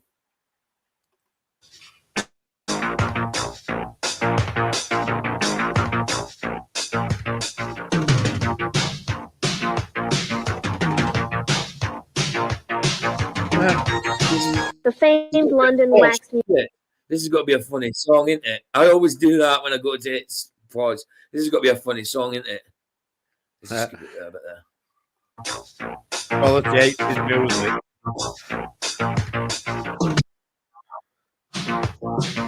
Yeah, it is. It is.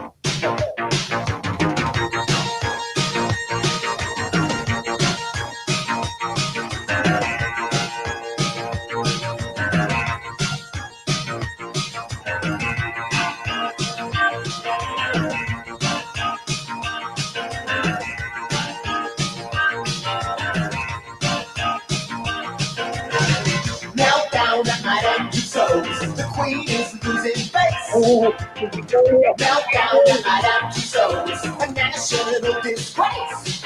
Hey, look, Queen Victoria, that's you. That's you. Wait till it comes out. I've paused it. Wait till you see it on the screen. I've paused it. Obviously, it'll come up in a second now. That's you, Queen Victoria. No, Queen Vic. No, yeah, Queen Victoria. Yeah, but her name's Vicky, so that's it. Look, that's Queen Victoria. Yeah, her name's Victoria. She's Queen Bee, obviously. Yeah, there she is. It'll come up and pause in a minute. You'll see it there. Watch, babe. Sure it is. Why is it so far behind on the YouTube land? Yeah. There you go. Queen Vic. Queen Vicky.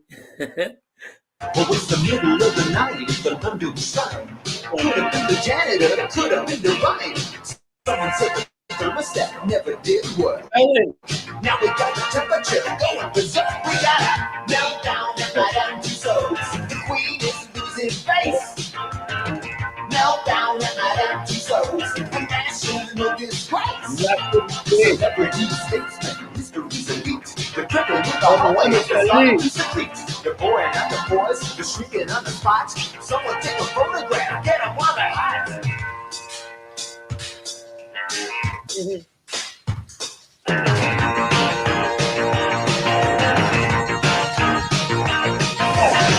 Meltdown at Madame Tussauds. The president looks alarmed. Yes, Roger said they talk about Bob's career in this song, Meltdown. Yeah, that's about right. If you're talking about the Bob we're thinking about, I'm thinking about anyway. That's still pointing in Personal Link, isn't it? Sorry, Michael, it's quite loud. I didn't hear you. I said that's what pointing in Personal Link, weren't it? Because it talks about Bob. I didn't know. I didn't have a clue. I just put it on. It probably is. Nice. Deep story of the year. Get the best house of wax. Oh, I can tell that, Roger. We can tell it's early 80s, that's for sure. Without a doubt. It's proper, like a talking heads type of time, I would say. You know what I mean? That kind of time. What? Sometimes you concentrate too much on chat and not on. Oh, shut up! I'm playing it. Says the times may be done by handles. Panic on Wall Street, put your stock in candles. I thought I heard a ghost say, have my hands in my pockets on the judgment day. Nobody told me there's fire in the house. Have the world by the tail, but I lost my soul. Meltdown at Madame Tussauds, the rock and roll hotel.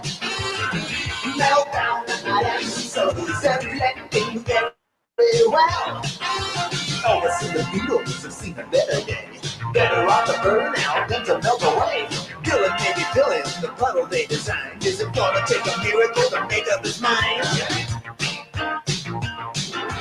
Athletes on the floor. They're running out the door. Bad boy McEnroe couldn't keep his cool. Now he's with the rest of them waiting in the pool. Howard Hughes, billionaire, says the written guide. Pity that his assets are all liquefied.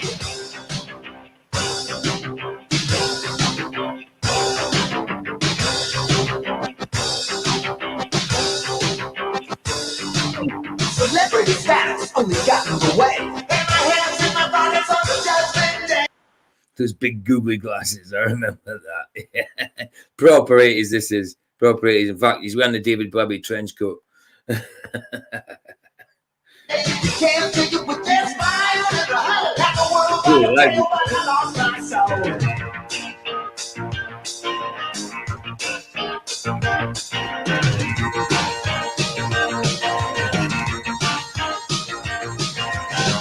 Meltdown and I got two souls. The queen is losing face. Meltdown and I got two souls. The national disgrace. Down in the dungeon, the chamber of horrors. Look at all the criminals, talking to the chorus. The mixing with the heads of state, floating down the lane. Good, bad, there they go down the same drain. Meltdown and I meltdown and I am two souls. Bees get over this. Meltdown and I am two souls. Meltdown and I am two souls. Meltdown and I am two souls.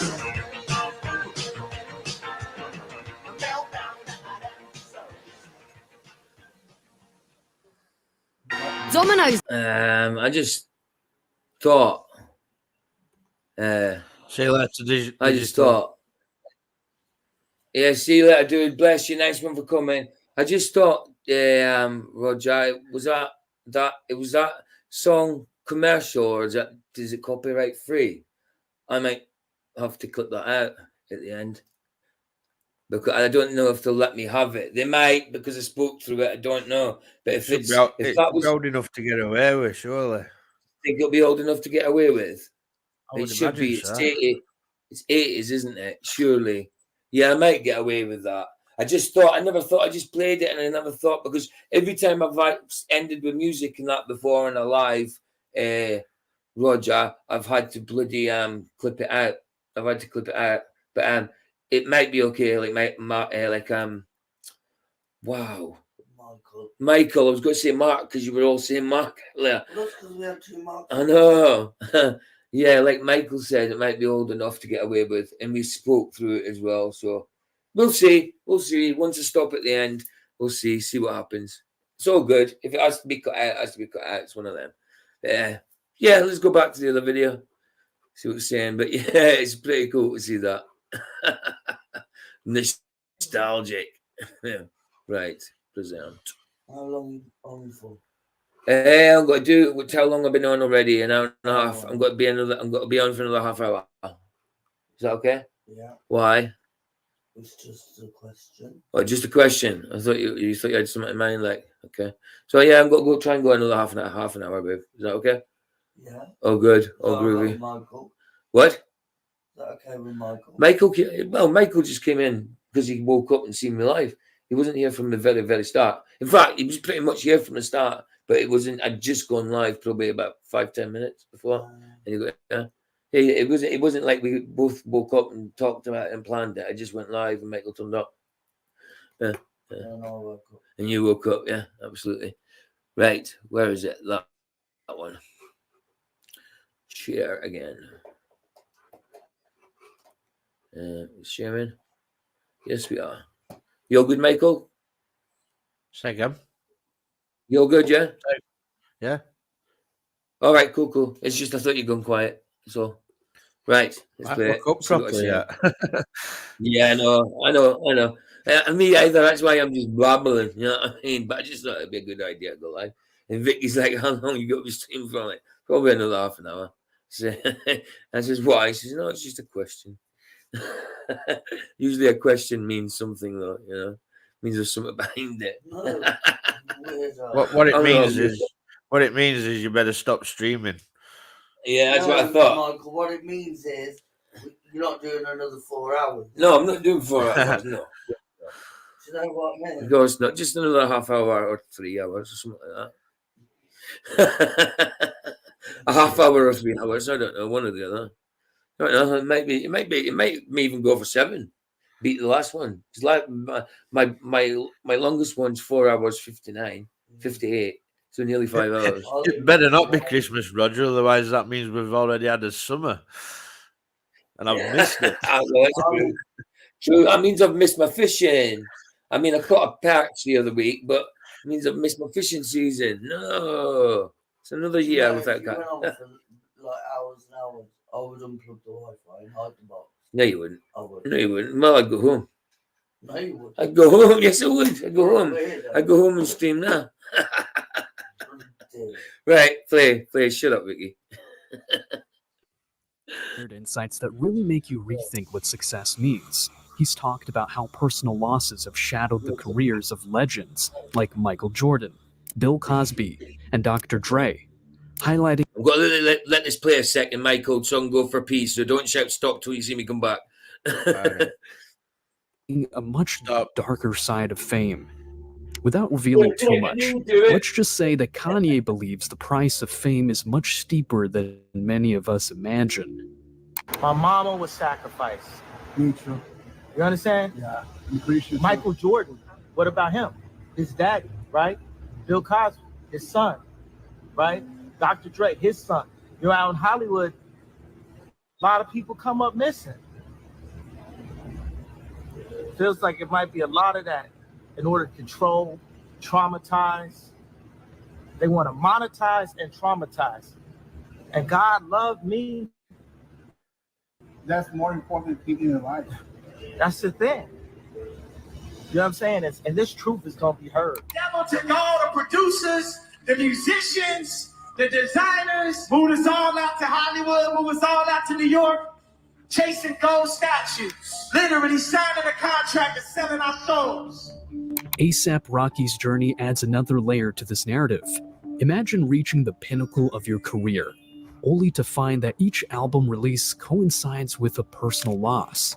The rapper's experiences raise questions about the sacrifices tied to success in the music industry. Let's hear what A$AP Rocky has to say. I'm back. Is there anything that you've seen you want to say anything about? No. Keep going. No? Just carry on for a bit. Keep going. Keep Say going. about this pattern. Or every time I release an album, for some strange reason, man, you know what I'm saying? I always lose somebody close to me. It was my pops, it was Jams, it was my sister. Like, I always lose somebody close to me. So, you know, I feel like, you know, some crazy, like, jinx or something. Maybe I notice every time I put out an album, it's Yeah, no jinx, no jinx. If it's true, then yeah, people are being killed without a doubt. I believe, anyway. I shouldn't have said that word, but yeah, people go. You know what I mean? It happens. It's definitely happening. And if that's true, yeah, it's true. It's awful, but I think it's true. Things like that happen. Whether he's talking the truth or not, I don't know, but it happens. I believe. You know. Anything, Michael? No. Let's go. No.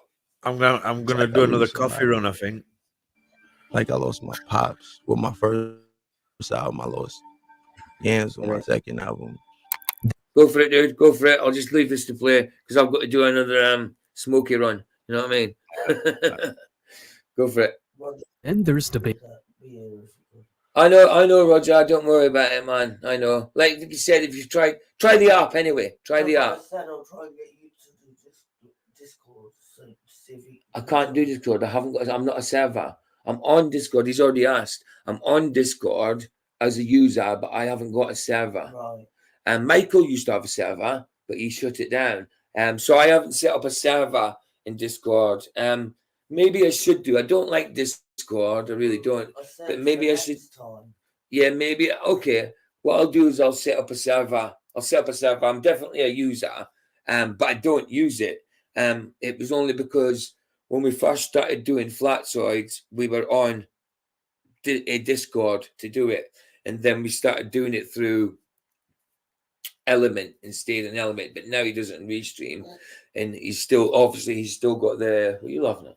Roger 4 more hours. Yours must be a fair bit behind if you're talking about the 4 hours now. Wow, I don't know. What was I just saying? Made me lose my train of thought. Oh, Discord. Yeah, I'll make a server. I've never done it before. I'll make a server. I'll ask Michael how to do it because he's had a server before. But I do think he shut it down. I do, because I used to talk to him on it, but I think he shut it down. I don't know if he still got it. I don't think he has, to be honest. I really don't. But he can show me how to do it. Yeah, man. So I could do that if things go wrong next time. So it's a good idea, Roger. Yeah, I'll open a server. Yeah, I'll play this. I've got to do Michael's on a coffee run, on a smoky run. So I'll just leave this to play. Baby, whose career milestone was shadowed by a heartbreaking personal loss. The timing of his success and his father's death is a stark reminder of the dual-edged sword that is fame. The baby's reflection on this moment in his life is a compelling lesson, one that might change how you view the glitz and glamour of celebrity life. And you really lost him the same day you hit number one? God, the same time. It was Baby on Baby. It went like number one. Okay. It went like number one on Apple Music, iTunes. It was like number 7 or something like that. And then I had got the phone call. My brother woke me up. Hey, call your little brother. My little brother, my dad. So I call your little brother. He DM me. Oh, he woke me up. I'm like, DM, what's up? Pick up the phone. I call him. I'm halfway asleep. He yelled, bro, Dad, bro, he dead. He died. I'm like, what? I set up in my bed. I'm like, what? Same time, Carter, he blowing my phone up, blowing me up while I'm trying to figure out what's going on. I'm thinking he calling to deliver the same news. What's up, bro? We know. Just turning the camera off for a sec, but I'll be back. Don't worry. Number one, you did it. You did it. I'm like, damn. As we navigate these thought-provoking waters, we're about to delve into Christina Cheney's riveting testimony. She shares a haunting exchange with an influential figure in the industry who eerily suggested that a pact with the devil could skyrocket her to fame overnight. Yet, this is merely the surface. See, they do pact with the devil. And there's the old, see, it might be a myth, but maybe not. Robert Johnson made the blues star. He had a pact with the devil at the crossroads. I bet you this is that. Yeah. It happens. It happens. A lot of people think it's old myth, but it happens, you know. You know what I mean? This is definitely Robert Johnson. He made a pact with the devil at the crossroads. Some kind of bloody crossroads, you know. But yeah, like I say, I'm still doing the smoky thing, so I'll leave this to play. Crossroads, demon-like in Supernatural. Yeah, Supernatural. Did you watch the whole thing of Supernatural as well? Yeah, I watched it all. Me too. I cried at the end. I really did. I cried. I didn't cry, but oh, I did, dude. I will go to the end. All that, and then he dies with getting speared on a nail.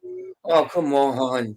It was so bad, and it wasn't the ending that people expected. People expected Sam to be the one to sacrifice his life, for the older brother, just because that's how it went all the way through. You know what I mean? Sort of thing. What's he called now? That Jared Padalecki, he plays that Walker Texas Ranger now, doesn't he? Yeah. That's it. Yeah, man. And you've got far from Chuck Norris, though, like. Oh, definitely. And then you've got him. I can't remember the dude's name now. The actor's name. The star anyway. The one that plays Dean. You've got Jensen him Ackles. Jensen Yeah, Ackles. Jensen Ackles. Yeah, Jensen Ackles. That's the one. And you've got him in The Boys now. The Boys is he's meant to be Homelander's dad, isn't he? He's in. Well, I don't know if he's still in The Boys, but he was in The Boys. I know that. I've watched all that as well. Yeah, well, I haven't seen the last series. And it was kind of me that said it to people, watch this, and then the new series came out, and I haven't seen it, so I need to watch that actually. Wow, I forgot I haven't seen that. That's a series I can watch, man. Nice. Michael, I'm doing my smoky thing, so I'm just letting this play for a minute. It'll probably take me a couple of minutes. Okay. Yeah. Cool. Cheney's story delves into depths that promise to unveil even more startling revelations, shedding light on this for fame and success. So the very first time when I was working with this producer, we were working on my first album to get me shopped to get a major deal. And we were taking a break from recording this album, and he took me around the studio. And this is someone who's been in the industry, like he's worked with big names. And so he was like, hey, so you know that if you were to sell your soul to the devil, you can have instant fame tomorrow. And wait, when who said that? I really don't want to say his name. Oh, but it was a producer. And that happens. You see people that you've never seen before, and they come out with one song, and that's it. That's it. I mean, I know like some Justin Bieber's meant to be a Christian right now. I don't know if it's how much of a real Christian he is. I don't know, but he's meant to be. So I won't use him as an example. But he got fame after just one song. A lot of people get fame just like that one song come from nowhere, and that's it. You know, they're there. You get industry plants as well, where they've just done one crappy song, and all of a sudden they're getting hits everywhere online. Do you know what I mean? So industry plants get it as well. But are they signing the soul? If they sign the contract, say like, yeah, sign this, and we'll get you sorted. You know what I mean? You'll be all right. You'll be online star for ages. Well, see if they sign that contract with the people, with their agents and that. Are they signing the soul with the devil? I think so. You know what I mean? I don't think it's actually going there and going and seeing the devil and sign. You know what I mean? Signing away your soul to him. You know what I mean? It's through other people you're doing it. You know? I mean, they maybe have got an act of signing your soul to the devil, some kind of ritual. Absolutely. But through other people as well, businesses, agencies and stuff like that, you're signing your life away, aren't you? It's the same type of thing.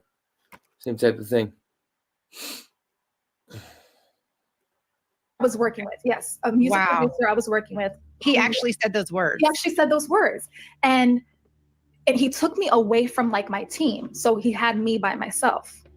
So it was like a whole lot happened in that moment. Like discernment happened in that moment for me that I never really experienced before. It was almost like he made a mistake in his career and he was using me to try to get to where he really wanted to be. But he didn't want to sell his soul. So he's like, but if you sell your soul, we can go high. And it was like, in that moment, I received all this knowledge and a huge, just, what I can explain was like something fell on me. And I fell to the ground where I could not stand. And I started weeping and crying out to the Lord saying, forgive me, because I wasn't living right. And so when he said that, it was almost like, what have I done? How deep am I in this disobedience place? So I fell on the floor and I started, just crying out and saying, Lord, forgive me. I don't want to do anything without you. Like, the true nature of who I am. Like I wanted him to forgive me. And after that whole thing, I look up and the man was sitting on the, it's like he fell, I guess, because he was sitting weird and his head was down as I was praying and crying out to God in front of this man. I did not care because the conviction behind his words really hit me. The idea of trading one's soul for a fast track to success transforms from mere metaphor to a chilling reality for some. The seductive lure of immediate fame, wealth, and power can be overwhelming. However, as we've uncovered, this path is fraught with hidden costs, leading us to ponder the true worth of such pursuits. The exchange, immense public attention and personal compromise for fame's fleeting rewards, forces us to consider if it's genuinely worthwhile. Does the real expense of fame, illuminated... And it is fleeting. They just get there, you know what I mean? They've got a few albums, they're there for a couple of years, then they're gone. And that's, before, musicians were getting years and years and years out of it. You know, like Bob Dylan's been around for a long time. Aerosmith's been around for a long time. You know what I mean? Guns N' Roses has been around for a long time. But these new ones, the ones online, Spotify and all that, that's where they're getting their the views from. They are up there for like a year or two, and then they have some kind of incident. They have drama over. It's reported about. It's spoken about for a bit, and then they kind of fade into the distance and just keep coming back every now and then, still flexing and stuff, but not really getting anywhere. Flexing their alleged money, you know what I mean? When it's all just hired stuff and all that, you know, it's crazy. It's all a pretense.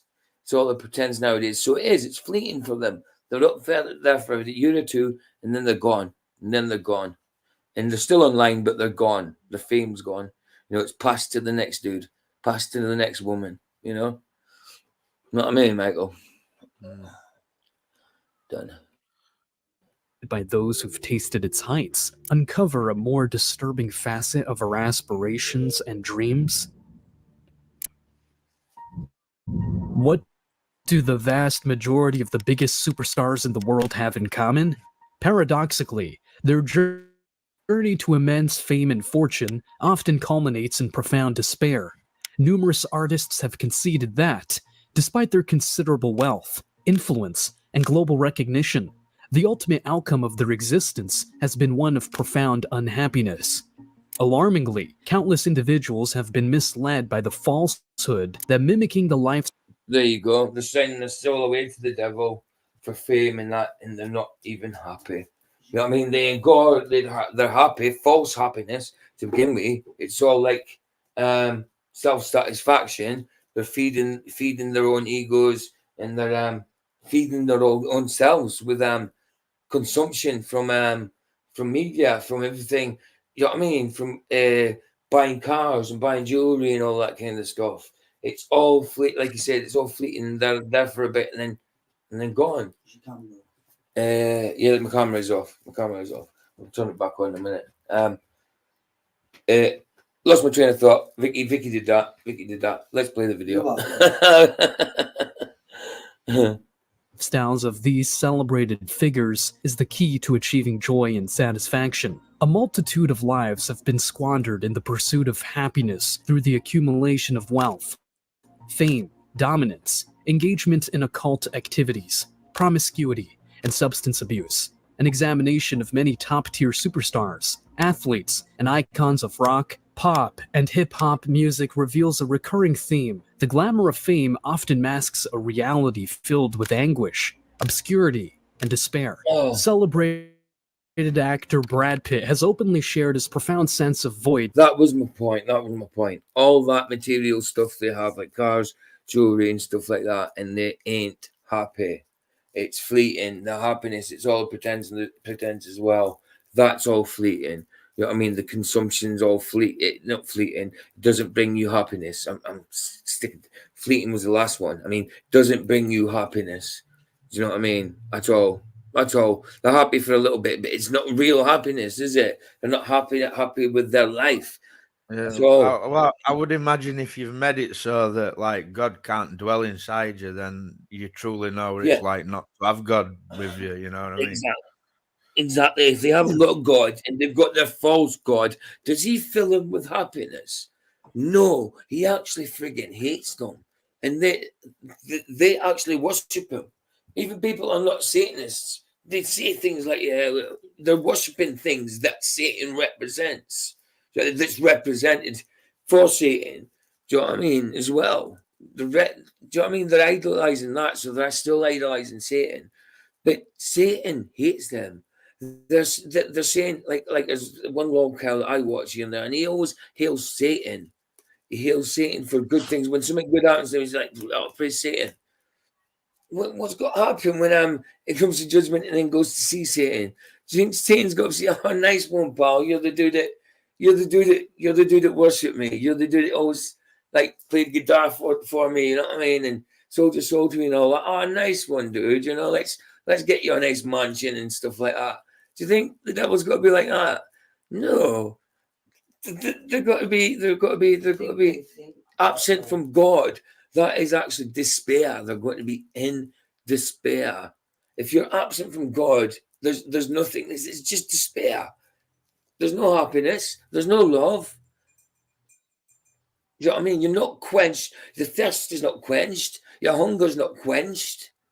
You know what I mean? It's just got to be like a whole eternity of agitation.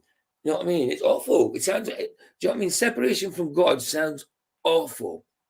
Yeah. No thanks to that. No thanks to that. Oh, and I just realised my avatar's still on. Wow. Wow. Now I'm back on, guys. Sorry about that. Wait a minute. Sitting there talking to the camera, looking at his old series, and my bloody avatar's on.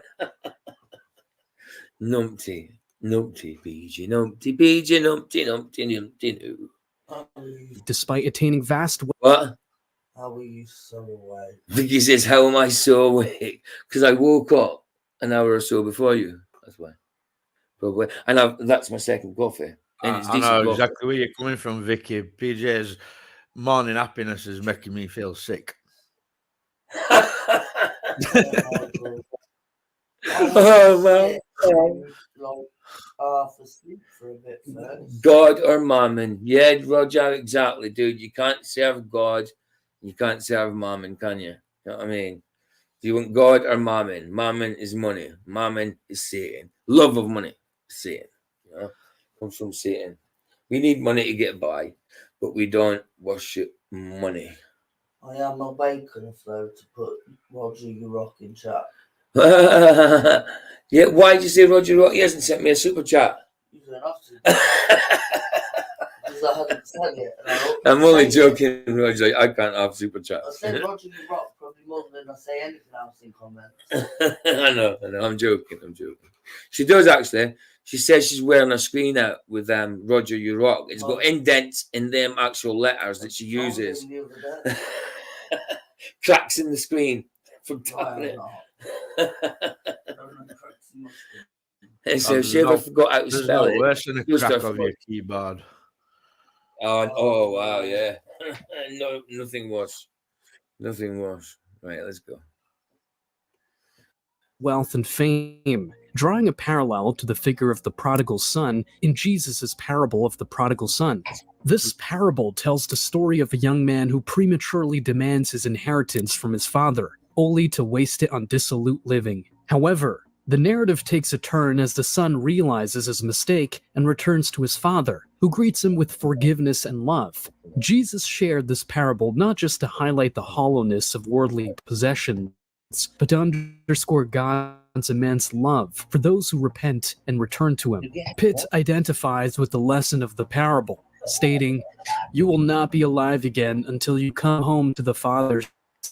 Yet, he also admits, "I never thought believing."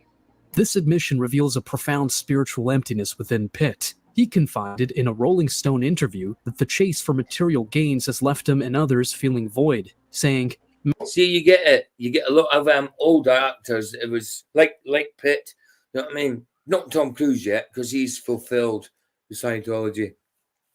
But these guys, they say it, don't they? They've woke up. Yeah, Tom Cruise is well lost.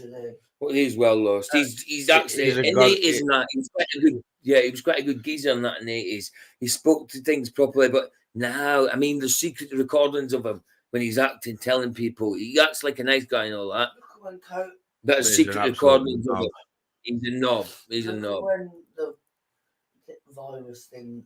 Louder, babe. Look when the virus. Yeah, the boogie virus. Yeah.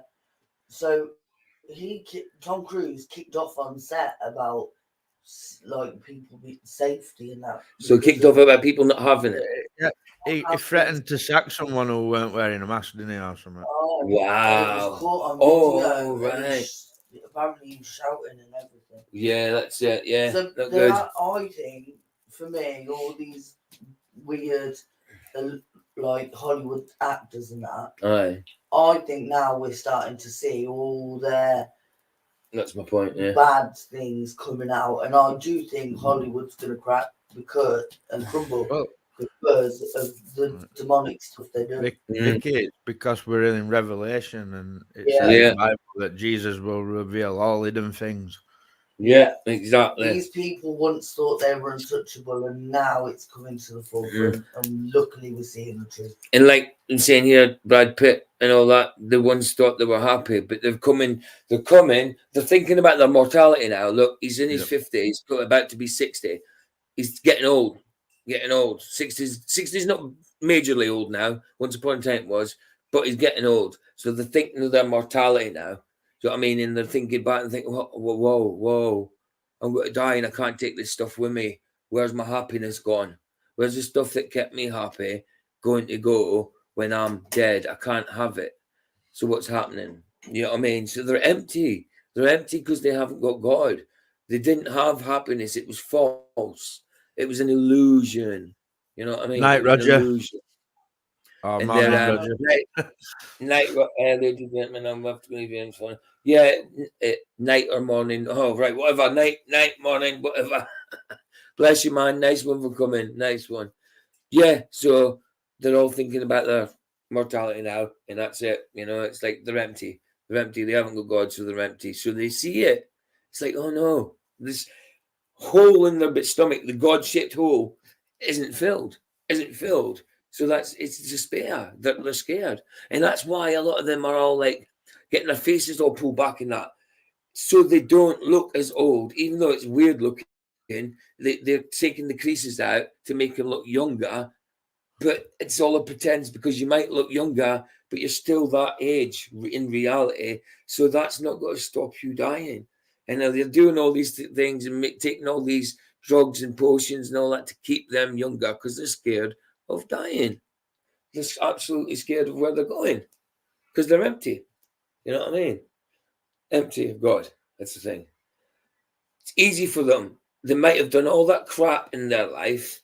They might have done all that crap, sold their soul to the devil, which is an illusion as well, because you can't sell your soul to the devil when your soul isn't yours to sell. It's God's. So how can you sell your soul to the devil when it's God's soul? You know what I mean? You can't. That in itself is the lie, isn't it? You know? Absolutely. They were deceived that they sold their soul to the devil, and now they're crap scared. It's easy for them. It's easy. Look, all you actors, you're never going to see me and all that stuff. But all you need to do is just confess, believe in your heart that Jesus Christ died for your sins. If they're just bothered to like read Bible and accept it to be true, they'd know that the guy who owns them is going in lake of fire. And do you think he's not going to keep hold of you when he gets chucked in there? You're going with him. He's pulling you with him. So you're going to be in despair for eternity, and you're going to get put into the lake of the fire when he's got to pull you with him, because he owns you. At the end, he owns you. Because once judgment comes and you go there, there's no turning back. That's it. After judgment, that's it. That's the final decision. Like a judge in court, final decision. You're released or go to jail. Final decision. Can't do nothing after that. I mean, yes, in reality, you can appeal. You can't appeal to God after in the judgment. Can't appeal after that. Definitely not. So just get it sorted. Repent. Turn to God. Look at Jesus. Look what he did. Read the Bible. Get the Holy Spirit. Confess that he's Lord. It's simple. It's simple. I know they're never going to see this, but anybody that's in that situation, you know what I mean, that's not even obviously an actor or anything like that, repent, man. Just repent. That's all you need to do. Man, I know all these things are supposed to seem important to us. The car, the condo, our version of success. I say toss all this. We got to find something else. But all I know is that at this point in time, we're heading for a dead end, a numbing of the soul, a complete atrophy of the spiritual being. I don't want that. The emphasis now is on success and personal gain. I'm telling you, that's not it. I am the guy who's got everything. But once you've got everything, then you're just left with yourself. You're left with yourself in despair. That's it. Lack of God is yourself in despair. Even if you're with someone, even if you're married, even if you've got kids, at the end, they're not coming with you, are you? It's you and God. You face God alone. They face God alone. You know, you can't take it with you.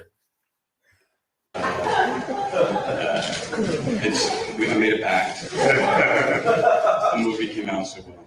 Yes, you did. But really dealing with, you know, your culture and things as you grow up, and I'm a big believer, and you have to try things on for yourself and really figure out who you are and what works for you.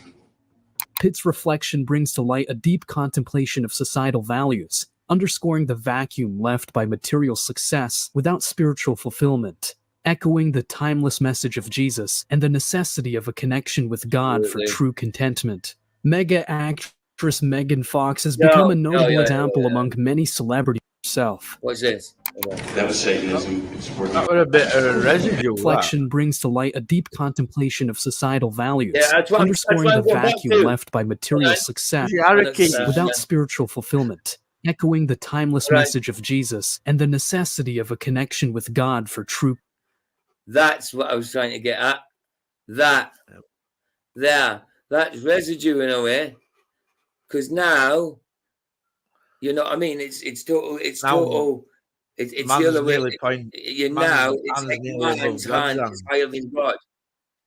Yeah, but this looks like a kid's hand, and this looks like a bigger hand. But this is trying to imitate that, and it shows you the angles. But now in the picture, they're pretty much kind of level, but man's hand is bent up, and it's slightly higher than God's now. But this is what it should look like. This kind of way. This here is what it kind of should look. That painting should look like that. Them kind of angles. But it's the other way around. Obviously, it comes from this side. But them kind of angles. That's what you should be looking at. So that's kind of residue in a way. You know what I mean? That's kind of someone acting out that picture and remembering it this way. Obviously, they've done it the other way around, but the angles and all that is kind of what it was originally like. You know what I mean? That's definitely a copy of that. Send me a timestamp link for that, and I'll send it to Stavely. Right. Okay. Right. Yeah. Sound. So when I just go to share and it'll share, say there's a about little the timestamp. Click share. Yeah. Oh yeah. Start at 11:15. Right. Yeah. I've never done that before. So copy that, and where do you want it in StreamYard? WhatsApp. Okay. No problems. Give us a sec. Get WhatsApp up. There we go. Get that up. Let me know what's up there. Why did you have to go up there? Say again. Watch what you're showing. I'm not showing that. That's a different tab from this. They can't see this. I've already got a message I haven't read. Right in here. So that and paste. I'm just saying what was above that. There you go. Did you like my little mess up yesterday? Oh. Thinking it was Friday. Your little what? My little mess up yesterday.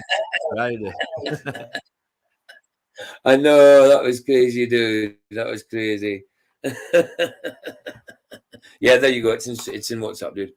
I was talking to a neighbour. He went. Well, I'll be working, man. And I went, "What? You working Saturday?" And he went, "No, it's Thursday today. It's Friday tomorrow." I was like, "Shut up! It's not Friday. It's Saturday." And I turned him like, "No." And I was like, "Oh wow!" And you're like, "No way! I've been sitting here all day, probably cussing the guy in my brain." Yep. He hasn't turned up. No way. And then I'd tell my mum I was coming over in the morning. So I had to ring my mum last night and I'll wake her up and say, "Mum, I'm not coming in the morning."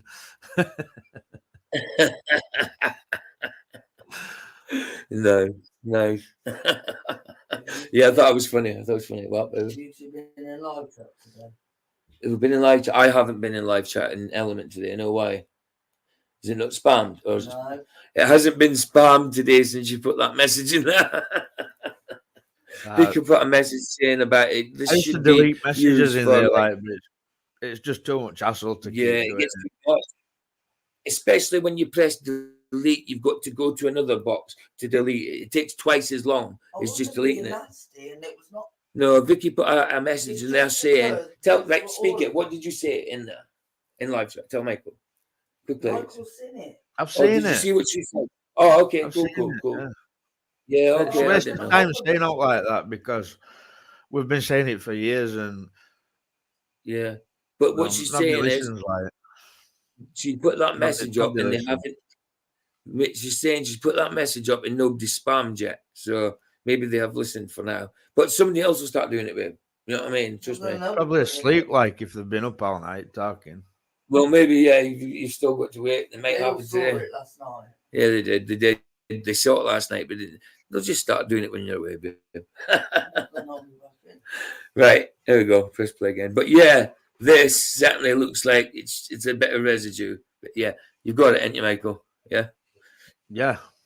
What's up? Contentment. Mega actress Megan Fox has become a notable example among many celebrities who have explored the realms of the occult and demonism, finding themselves entangled in deep depression despite their immense fame. In June of 2023, Fox made headlines after declaring herself a witch and issuing a bizarre threat to perform a satanic ritual that involved consuming the raw Witchcraft is demonic. Simple as that. Flesh of animal carcasses in a man's yard. This threat emerged after the man alleged hearing one of Fox's sons express reluctance to wear girls' clothing, accusing Fox of mistreating her boys by forcing them into such attire. The Washington Post has documented Michael, see how well it's working today? Because it's just me, you, and if it's just like a couple of people in, it works okay. I mean, even it's not jacking. I'm looking on the YouTube side, all perfect on YouTube. It's mad, isn't it? I suppose it depends how many people's on the internet, how many people. My camera won't work. Do you know what I mean? There's no reason I should have any issues with StreamYard at all, and it weren't working right for me. Yes. No. But today it's fine. Oh yeah, you haven't tried using it. Oh, of course. But yeah, no, it'll probably be fine today. It's just sometimes things go wrong. I don't know. Sometimes they update their bloody their sites and their apps and stuff. I don't know, and it goes a bit haywire for a bit. It's just it's crazy. I mean, I go through Fox's stages struggles with body dysmorphia and mental health issues. Despite her once... Go on. I was saying I go through stages with YouTube where it don't work properly. You know, like it takes like 5 minutes to load a video up and stuff like, and then some days it's like instant. I don't really know. I remember when we first started using Element, how mad your YouTube was back then. It was lagging like what, 2-3 minutes. Yeah. It was crazy. It was lagging a lot. Now you got a computer. Like now haven't got the laptop and you've got a computer. It is a lot better, isn't it? Yeah. So my next PC, like if you want to carry on streaming. Yeah, of course I am. I think I'm getting one for my birthday. So July time, I think I'll be getting one. So yeah, watch out for that, man. You think you're getting one for your birthday, even though we've already spoke about it, and you're getting one for your birthday. Right, so okay, I'm getting one for my birthday. She said, you think you're getting one for your birthday, even though we've already spoke about it, and you're getting one for your birthday. Like, I was saying I think because I wasn't sure, but yeah, okay, I'm getting one for my birthday. But yeah, she thinks I'm getting 32 gig of RAM. I'm actually getting 64. No, I'm going to try and get as high as I can get. Just whatever. It won't be 16-bit. You can. I know you can add RAM to it because this is 16-bit. It should be enough to do it. Jeff. Laptops just ain't got it in him. I'm afraid. Yeah, it's just laptops. It's a good laptop, but it's just laptops in general haven't got it in him. You know what I mean? I've never had a problem with this laptop up until I started streaming. You know. So yeah. The good for your social media and the good for streaming films and that, but I just think there's something getting used too much when you're streaming. They just can't handle it. Yeah, definitely. Maybe if it were a gaming laptop, maybe that might be alright. Like, but that's different. Yeah, they're so dear. My son's got a gaming laptop. It was over $1,000. So yeah, I'm not getting one that expensive for mine. Yeah. So yeah, just watch the space for the old air computer. But yeah, you're right. Laptops are good. Laptops are good for what you just said, but they just don't cut it when it comes to streaming. So yeah, definitely. Really bright and sunny and happy disposition. Fox admits to developing manic depression over time. In a conversation with CR, And then she's got body dysmorphia now. I think he has a bit because he's now started tattooing his whole body black, just black, a black tattoo, covering up his tattoos, and he's just black all over. Demonic, without a doubt. That body dysmorphia, anything like that, demonic. Wow. our fashion book, Fox shares insights into her and Machine Gun Kelly's interactions with the spirits. She reflects on her role in the film Jennifer's Body, where she played a demon-possessed, cannibalistic murderer, a character transformation triggered by a satanic ritual. Fox acknowledges her deliberate engagement with ancient demonic forces in her pursuit of stardom, suggesting that these practices have exacerbated her manic-depressive state. So they use things in a film that she's actually done. You know what I mean? Obviously, dramatized it or whatever, but dramatized it or whatever. But she's actually done things like that in real life, talk to spirits and stuff. Demonic. She opened herself to these entities, which were among those that rebelled against God alongside Satan. Fox confessed, but as I got in my early 20s, that hell hath no fury like a woman scorned demon did rise up in me. I did tap into that archetype a few times as well. That's kind of what you see. She said it. Demon rose up within her. She said it. She was being truthful, I think. Maybe she actually didn't know it. She was trying to say it metaphorically. But yeah, absolutely. Demonic. In Jennifer's Body, that sort of nasty streak that can exist if you align yourself with that ancient energy. The late actor and comedian Robin Williams, in a moment of candor before his passing, revealed how he tapped into otherworldly forces for his performances. Yeah, literally. It's like possession, he described. All of a sudden, you're in. And because it's in front of a live audience? They admit it, and some of them know it. Crazy, isn't it? How open they are. And people just pass it off.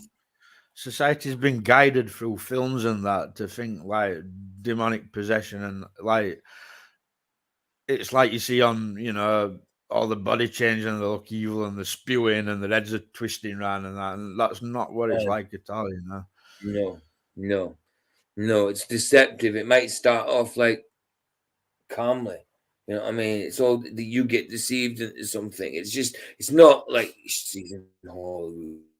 Not at all.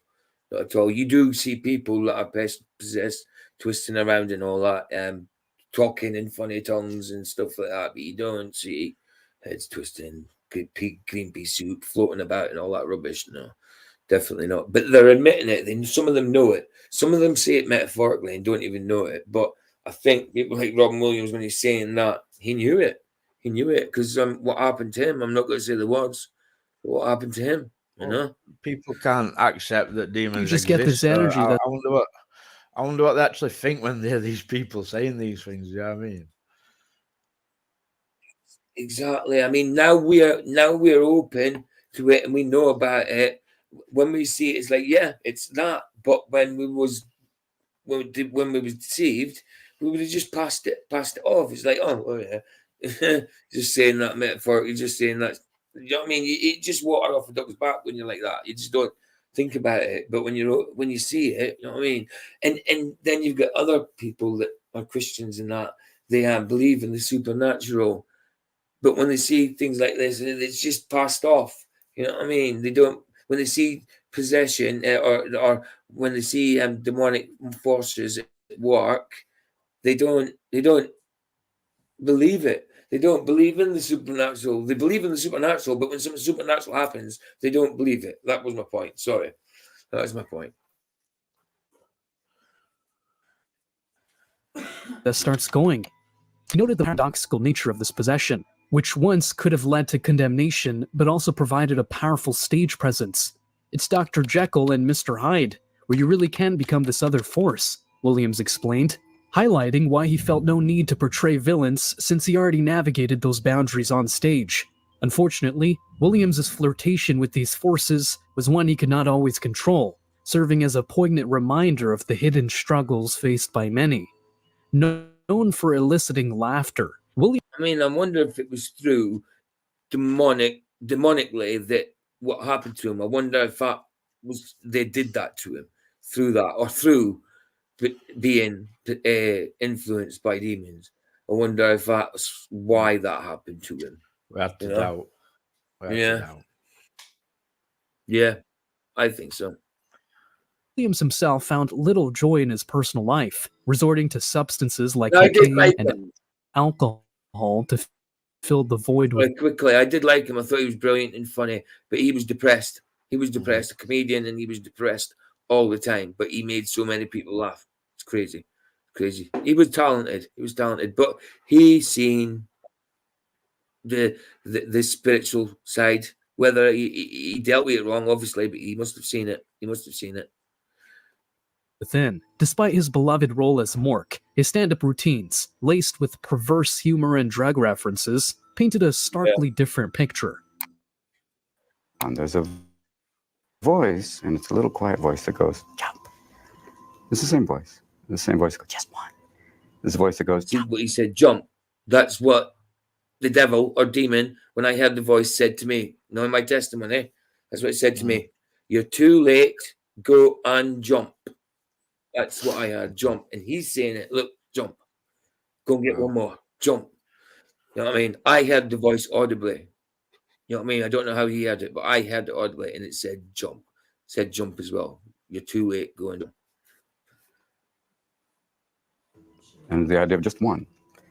For someone who has no tolerance for it, that's not a possibility. To talk about it as caused by something that... Not caused by anything, it's just there. It's just, it's latent. Waits. It lays in wait, and for the time when you think, it's fine now, I'm okay. And then, beep. And then the next thing you know, it's not okay. Williams, influenced by these dark entities, left a complex legacy, intertwining immense talent with profound inner turmoil. This narrative echoes in the sports world, where numerous athletes confront deep despair and thoughts of despair, despite their outward success. Maybe a lot of people would say, hey, man, this is what it is. I reach a goal, I dream, my life is me. I think, God, it's got to be more than this. I mean, this can't be what it's all cracked up to be. I mean, I've done it. 27, and you want everything: money, fame, glory, titles, a wife, a family, kids, everything. Sorry, Mr. Tyson Fury, but you haven't got titles anymore. He just got bit by Usyk, didn't he? But apparently it was a good fight. I tried watching the highlights. I put them on, but I ended up not seeing them, so I haven't seen them yet. I know you've seen them, Michael, and it was a good fight, wasn't it, apparently? Yeah, we're lucky to stay on his feet, really. We're knocked for 6. Caught him with a beauty on chin. It's crazy but how quick he is. But, I personally think Tyson should have still won it, I think, personally. Really? What, even after he got knocked down in that? Yeah, well, that weren't, he come back after that and we're still throwing some good punches, Oh, cool. I'm going to have to watch the full fight. I don't want the highlights. I want the full fight. There'll have to be a rematch on it, I think. Yeah, do you think he'll get it back? We'll see, won't we? Who knows? Yeah. But it depends. It's hard to tell whether these things are fixed, Because, he was not fighting anybody with any oomph for a little while. Do you know he confesses Jesus Christ? Yeah, he confesses Jesus Christ. So, I believe he's a Christian. He might not do the right thing all the time, like we all don't. But I've seen him obviously on media, telling people, look, no, you don't need that. You need Jesus in your life. And he tells them his little testimony. So yeah, I believe he knows. He might believe Jesus, but I don't think Jesus influences whether he wins or not. No, I don't believe that. I don't think Well, God's in your life if you're a sportsman, yeah, without a doubt. I mean, he's got to guide you and stuff like that. But he's not got to be in there fighting with you, you know? He's not going to be in there fighting with you. He's with you, but he's not fighting, you know what I'm saying? Yeah.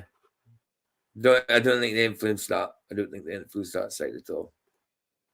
But I felt as if I had nothing. I felt there was an empty, gaping hole that was just filled with gloom and doom, and it just was one bad thing happened to me after another. And it wasn't until after the Klitschko fight, a very massive high, then I had to have a even worse low, lowest low that anyone could ever have. Even Tom Brady, celebrated as the greatest of all time in the NFL, has not been immune to profound personal challenges.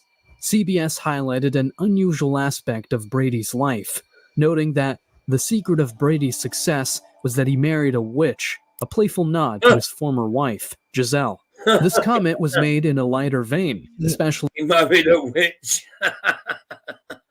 That's good. I'm engaged to a witch. Definitely a witch, sir. I'm only joking, babe. I'm only joking. Not a witch. A bitch, maybe. A bitch. That's what I meant to say. I meant a bitch, not a witch. I get my W's and my B's mixed up a lot, guys. I'm sorry.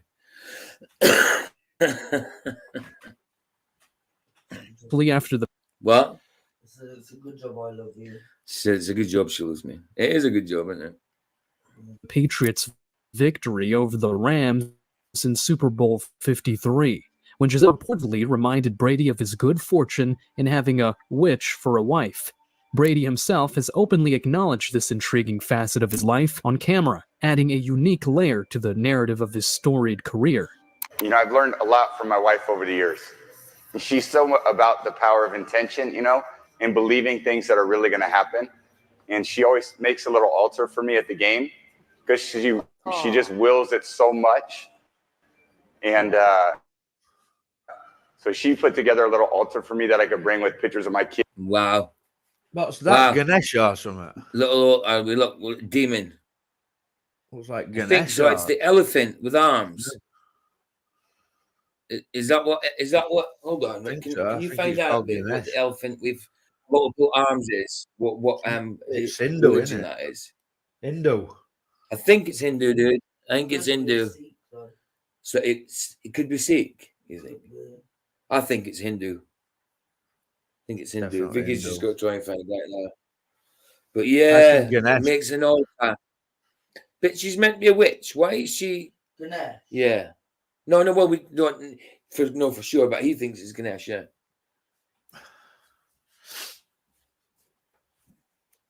Multiple. Yeah, it's got. It is the elephant with multiple. Yeah, is that Ganesh? Yeah, it is Ganesh, dude. It is Ganesh. You're right. You're right. So Hinduism, but she's meant to be a witch. That's weird.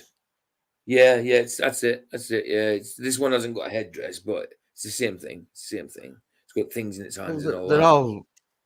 They're all false gods, aren't they? So yeah, probably some stuff in. Look at that photograph next to a demon.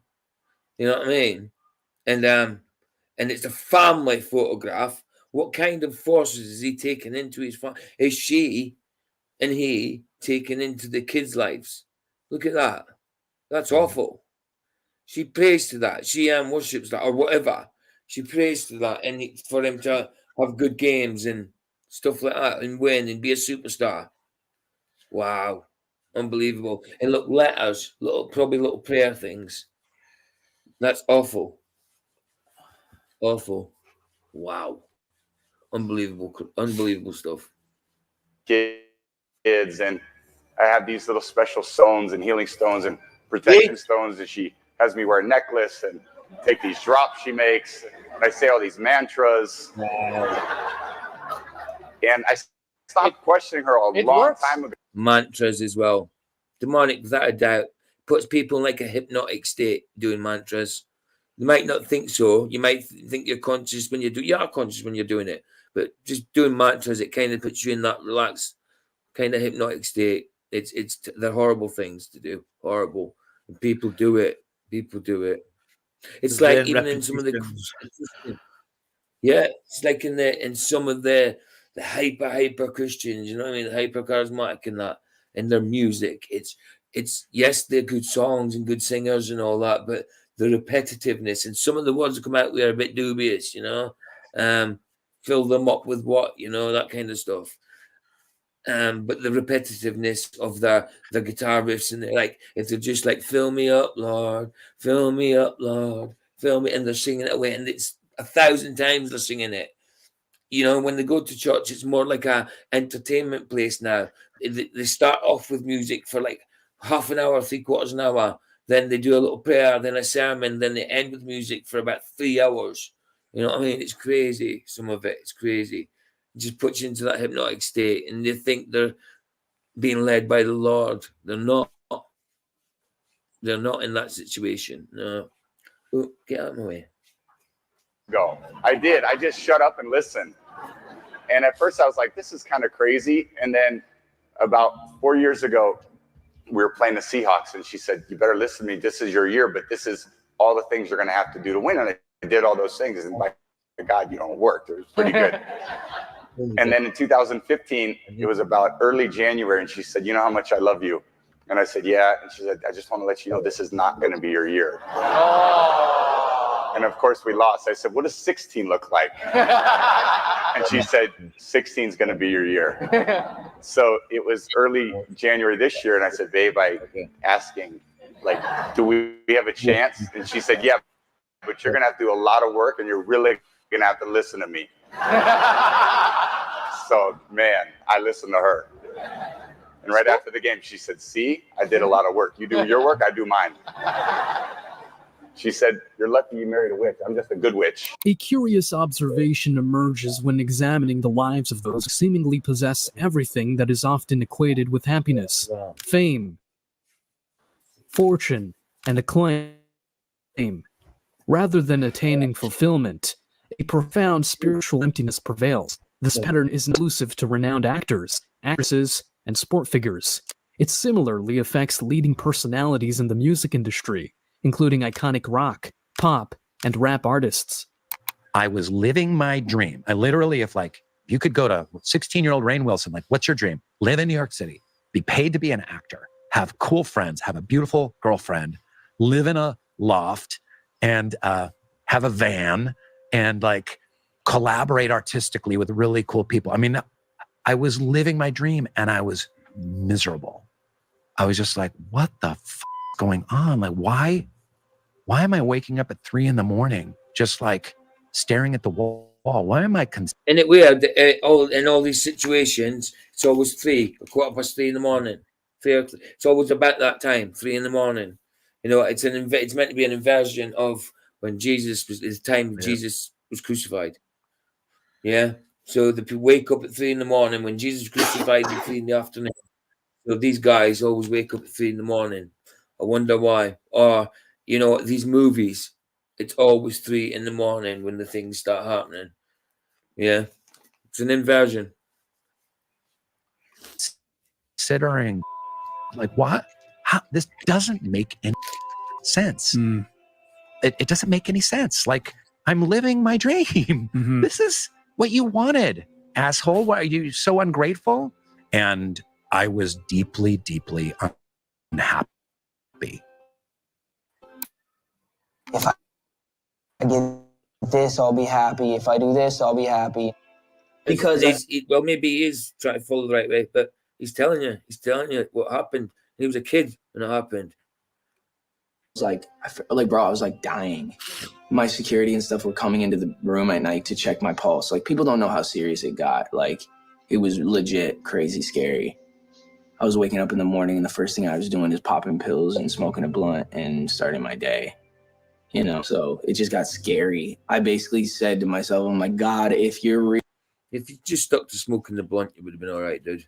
Not the rest. It's addictive. The rest, pharmaceuticals he was on, oh wow, so addictive. I mean, I've been addicted to heroin and crack and that. But when I've been clean off them, there's been times that I've had to have opiate painkillers. I got addicted to them as well, and it was exactly the same as being addicted to heroin. I rattled for it if I didn't have it. I mean, the heroin withdrawal, maybe a little bit worse, but still, same thing. Same kind of withdrawal. It's not nice. It's not nice. So these pharmaceuticals, yeah, they help us, but if you abuse them, they abuse you. Real. You get me through this season of stopping these pills and stuff, and if you do, I'll do the rest of the work. And then I did that, and then I was good from there, but I never did the actual work. I got off the pills, but I never went to the root of everything. So then I just like kind of circle back around, which most people do. You know, I walked into this, my life was on fire. I was walking out of hell.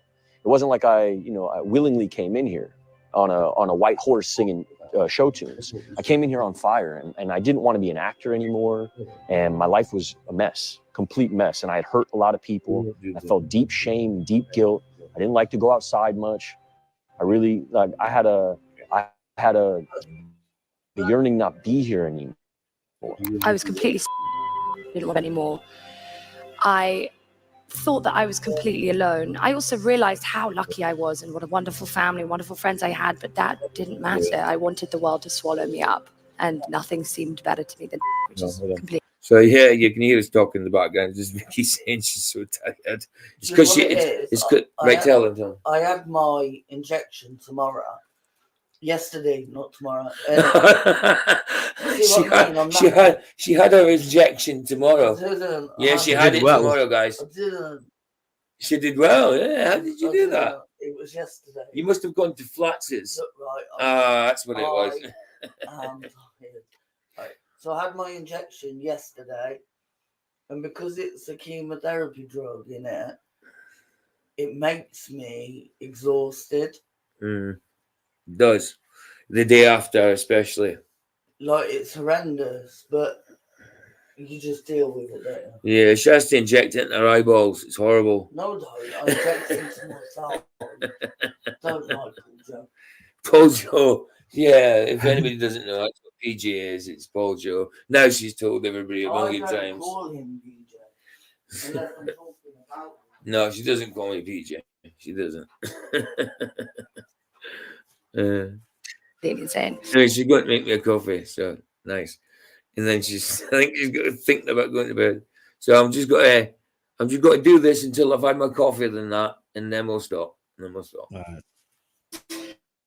was more like the external life. I couldn't be luckier, more blessed, but the internal battles that were going on were just, I also felt like I never deserved any of it. That I was living someone else's dream. How often do you still battle with depression? Oh, I'm always depressed all the time. I have to constantly bring myself. I don't like this dude here. I don't like him.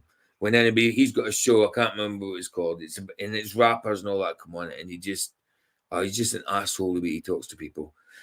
Especially people that are not so famous and all that. He's just an ass to them. I don't even know his name. He's just a dick, to be honest. Sorry. He is. Myself out of it. Like, I wake up depressed, but like I'm like, okay, now I know my steps, because like you learn from the real. Like, now I have to go outside and be in the sun for a little bit, or go for a walk, or like start the day this way. It's all just programming yourself to trick your brain. You know?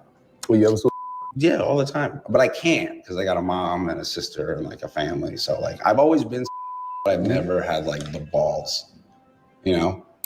The demons that are known as addiction and depression are very, very real. They are diseases no different than cancer. You can't see depression. You can't see addiction. It festers inside. It metastasizes. It takes over your body, your mind, your soul. And I don't know about you, but I'm tired of losing everybody I love to depression and addiction. Every single band member. I don't know who this dude is. Disturbed Dave Draymond. I almost joined Chester Benton and Chris Cornell. So yeah, I don't know who he is, but what he said there about addiction, depression, all that, that is spot on. What he said is spot on. It is demonic. You know what I mean? Like depression. You don't depression itself is not demonic, sorry, but I think you do get like demons that of depression that try to make you depressed. Do you know what I mean? And what he was saying about addiction and all that, absolutely spot on. I don't know who he is, but spot on. That's all I have to say about that. On the stage has dealt with those feelings, with those demons. And I miss the friends that we've lost. Miss Chester, Miss Scott, Miss Chris.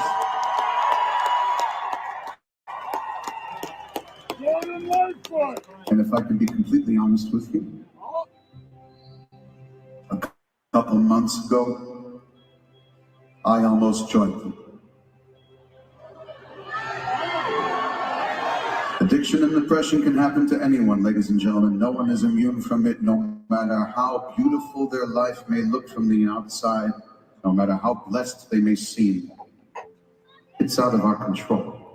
Even the iconic Elvis Presley, revered as the king of rock and roll. It is out of our control to a certain extent, but there's a way out.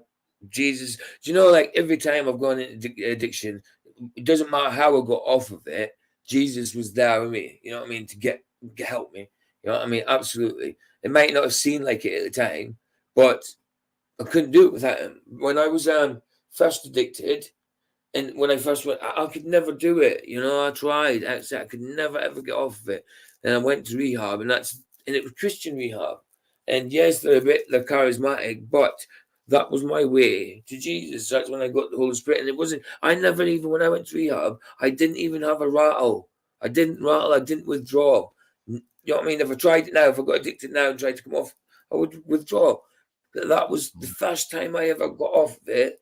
I didn't even rattle. I just didn't sleep for 3 nights. That was it. A little bit agitated, a little remnants of withdrawals, but not to the full extent. And I should have been ill. I was not ill.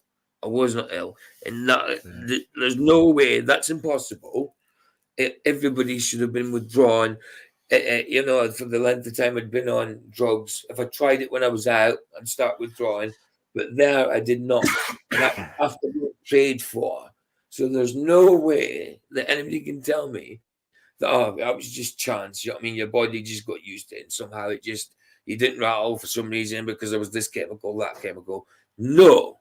I didn't come off it with drugs or anything. I came off it cold turkey, and I did not rattle. And it was after I got prayed for that I did not rattle. So what happened there? What do you think that was? My body, like everybody should have withdrawn. Everybody in the world should have withdrawn if they were in that situation. But no, I didn't. And any other time I did. Yeah, it's that fear of rattling and that fear of pain of rattling that prevents a lot of people from actually coming off them. Exactly. And I nearly never went into that rehab because it was the only one it could take me at that point. Usually you had to wait 8 weeks to get into one of them ones that I was in, 18 challenge. I'm off the camera. Oh no, I'm not off camera, sorry. 2 secs. She wants to be off camera. Go on then. I nearly never went there because they told me there was no medication to get you off of it. It was cold turkey, and I said no. I said to the guy who was helping me to get there, I said no, forget that. I'm not going. He says otherwise I might just do it. If it's cold turkey, I might as well just do it out here. You know what I mean? He said no, but you're in the environment of Christians. You'll become a Christian properly and all that. I said yeah. And he kind of got me to the point of persuading me, like he got angry at me a little angry. He says, "Look, you came here so you want to be a better Christian and stuff like that. You want to go to rehab and get off everything. This place will take you in now, today. You can go in today. It'll take you like 6 hours, 7 hours to get the train to London, and you're saying no to it. This is your chance." And he got a little angry. And I was like, "Oh." And I was like, "I know, he's right." I think I had the Holy Spirit then, and it hit me. I don't think that's when I received it properly. I think the Holy Spirit was, you know what I mean? Jesus was helping me then. And I says, yeah, okay. You know, he persuaded me to go in. I nearly never went. If I hadn't gone, I wouldn't be at this point now. You You know, I mean, I know I failed after that. You know what I mean? After a year and a half in that, it was my introduction into learning about Jesus in a big, big way. You know, that's how I really, really got into it. Because before that, it was all just going to church and just listening to the pastor every now and again. And then periods of not going to church and just going there for a place to go because I was on drugs and have nowhere to go and stuff like that. But so yeah, I nearly never went. Shows you Holy Spirit works, man. Yep. Thank you, baby, for that. Go for it. Was not immune to profound internal struggles. He experienced intense depression, anger, and uncontrollable rage. Hey, Jeff Gossett, good to see you, man. Nice one for coming. We're wrapping up in about 20 minutes, I think. Elvis was deeply involved in the occult, believing he was being guided by a spiritual presence he initially mistook for his deceased brother Aaron. He was convinced these spirits had singled him out to be a messianic figure. Oh, yeah, I forgot he had a twin brother. And his twin brother died, didn't he? Elvis. No, it was his twin. Oh, it wasn't his twin? Oh, I thought it was his twin. I thought Elvis had a twin. Oh, he did. Elvis Presley have a twin brother. Oh, no, it's a question. For a new age, leading others into occult practices. Sadly, Elvis's life ended prematurely at 42 due to a severe heart attack, an event that found him engaging with hardcore pornography and an occult text, sex, and psychic energy. His close associates, and just a normie looking at Elvis Presley, who loved him and all that, his music, would not think this side of him at all was true, you know, or they wouldn't even see it. They wouldn't even see this news about him. They're just normal, blind, you know what I mean, deceived, indoctrinated. You know what I mean? They would have thought he was just a nicey who he is, and when he was on TV, how he's portrayed like that. What? It was his twin. It was his twin. Was his twin? The twin was stillborn, minutes before Elvis was born. Right. Yeah. So the twin was stillborn minutes before, and it was called Aaron, wasn't it? No. Oh no. Hey, Oh, Jeff. I thought it was called Aaron's his middle name. Sorry. Good to see you, Jeff. Man, it is. Yeah. I did already say hello to him, I think. Memphis Mafia attested to his use of occult forces to sway his audience. Despite his monumental fame, Elvis expressed to Pastor James Hamill, his childhood pastor from the First Assembly of God in Memphis, his profound unhappiness. He confessed, "Pastor, I'm the most miserable young man you've ever seen. I've got all the money I'll ever need to spend. I've got millions of fans. I got friends, but I'm doing what you taught me not to do, and I'm not doing the things you taught me to do." John Lennon, the visionary leader of the Beatles, also navigated through deep-seated despair, hopeless. He definitely dabbled with occult practices, John Lennon, and then he married somebody that dabbled a lot with occult practices. You know, hopelessness and depression. In a dialogue with David Sheff, Lennon echoed the satanic maxim of Aleister Crowley, "Do what thou wilt," encapsulating that guy was so evil. Do what thou wilt. That just means do what the hell you want. Anything. Everything's okay. Rape. If that PDF philia, you know what I mean? That's all good. You know what I mean? Just go for it. Do what you want. Do what you want. Steal. Kill. Burgle. Crazy. the ethos of the Beatles, as the whole Beatle idea was do what thou wilt. In acknowledgement to the Satanist Celeste Crowley, mentioned prominently on their album, Sgt. Pepper's Lonely Hearts Club Band. Lennon's pact with darkness was further revealed in an admission to Ray Coleman, stating, "I've sold my soul to the devil." Shortly before his death, Lennon penned a letter to a Christian minister. "It's true. I want happiness. I don't want to keep on with the drugs. I want out of hell." His story, like those of many others, underscores the futility of seeking fulfillment in wealth, drugs, and fame, which fail to fill the profound emptiness within. The tragic fates of these icons reveal a haunting pattern, a surrender to dark forces in exchange for fleeting worldly success, leaving them devoid of true joy and peace. This echoes the dire warning attributed to Jesus, questioning the value of worldly gain at the cost of one's soul. Like the countless celebrities we've examined, millions daily. That's it. That's it. Jesus there. Why would you do that? Why would you do that? Lose your soul for all that wealth and all that stuff. You know what I mean? Choose Jesus. Choose Jesus. Choose life. There's no point being the richest person in the cemetery. Where did you get that from? I've heard it all my life. Did you hear that? There it goes. No. No. What Vicky said. Say it again. There's no point being the richest person in the cemetery. Yeah. It's good, isn't it? I've never heard that before. Never heard that before.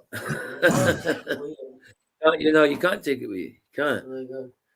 You can't. Attempt to satiate the void within the ephemeral pleasures, only to find themselves ensnared in deeper darkness.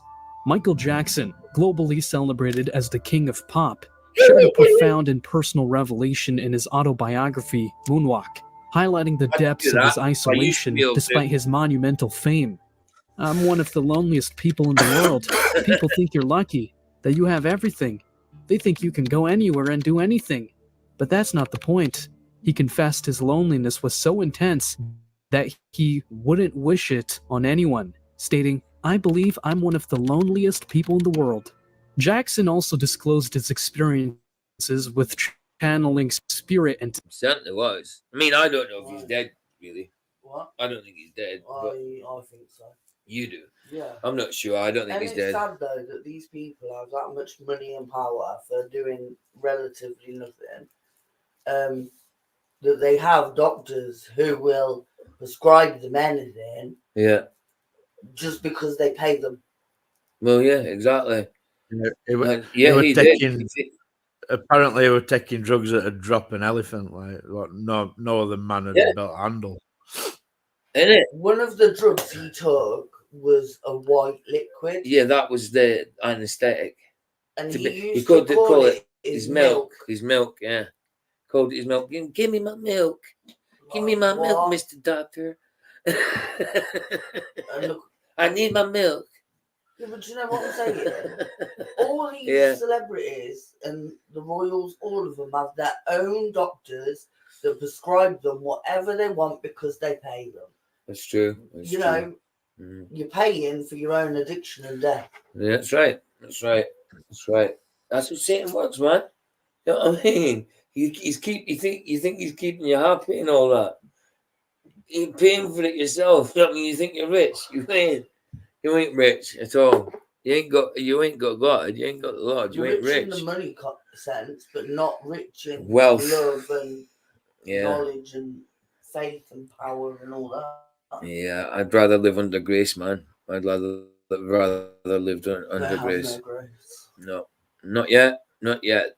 Well, some of them are penitential their life. You know what I mean? They could turn to God. I hope so. But because what they're doing now is evil. I think some people are never gonna.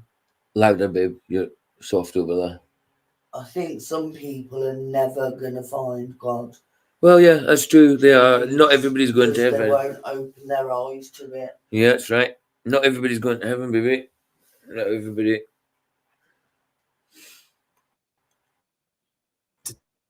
Within a mirror-filled room, which he believed inspired his music. He claimed that many of his songs were received during sleep, fearing that a lack of rest might result in these spirits offering their inspiration to Prince instead. Jackson's connection to Elvis Presley, through his marriage to Presley's daughter, Lisa Marie, highlighted a poignant awareness of the potential for self-destruction, remarking, "The way Elvis destroyed himself interests me because I don't ever want to walk those grounds myself." In a tragic parallel, Lisa Marie observed that her father's fate mirrored Jackson's own demise. Michael Jackson passed away at 50 due to a drug overdose in Los Angeles, echoing the sad narratives of Elvis and John Lennon, where neither drugs, wealth, nor fame could mend the profound emptiness within. But money is the root of... Oh, Yeah. Hold on, let him say it. All evil, as you know. Oh, love of money. He said it. He knew what he was on about, but he said it wrongly. It's the love of money is root of all evil. Well, of course he did, but he was a Mormon. He was a Mormon. He didn't have the Holy Spirit. No, he was a Mormon. He's not Jehovah. I thought they were Jehovah's. No, check it. He's a Mormon. There's not much difference. I'm sure he's a Mormon. No, there's not much difference, but yeah, what they believe. But I think he's a Mormon, babe. I'll keep playing, but yeah, it's the love of money. It's root of all evil. But I had a point to say before that. I've forgotten it. It might come back. I'll keep playing. The love of money is the root of all evil. Madonna, the iconic female. He did say it. I thought he said it. I just thought he said money is the root of all evil. But he said it right then. He said it right then. But he did love money. He did love money. I can't believe. I thought I heard wrong. I thought I heard him say just money is the root of all evil. Well, sorry, Mikey. He did it. He said it properly. The family are Jehovah's Witnesses. Are they? Yep. Wow, I thought they were Mormons. Sorry, Vicky. I thought they were Mormons. I was certain they were Mormons, to be honest. I don't know how I knew that, but yeah. Sorry about that. Right. Well, there you go. They were Jehovah's. They are. Yeah, well, the family's still alive, so yeah, they are. Yeah.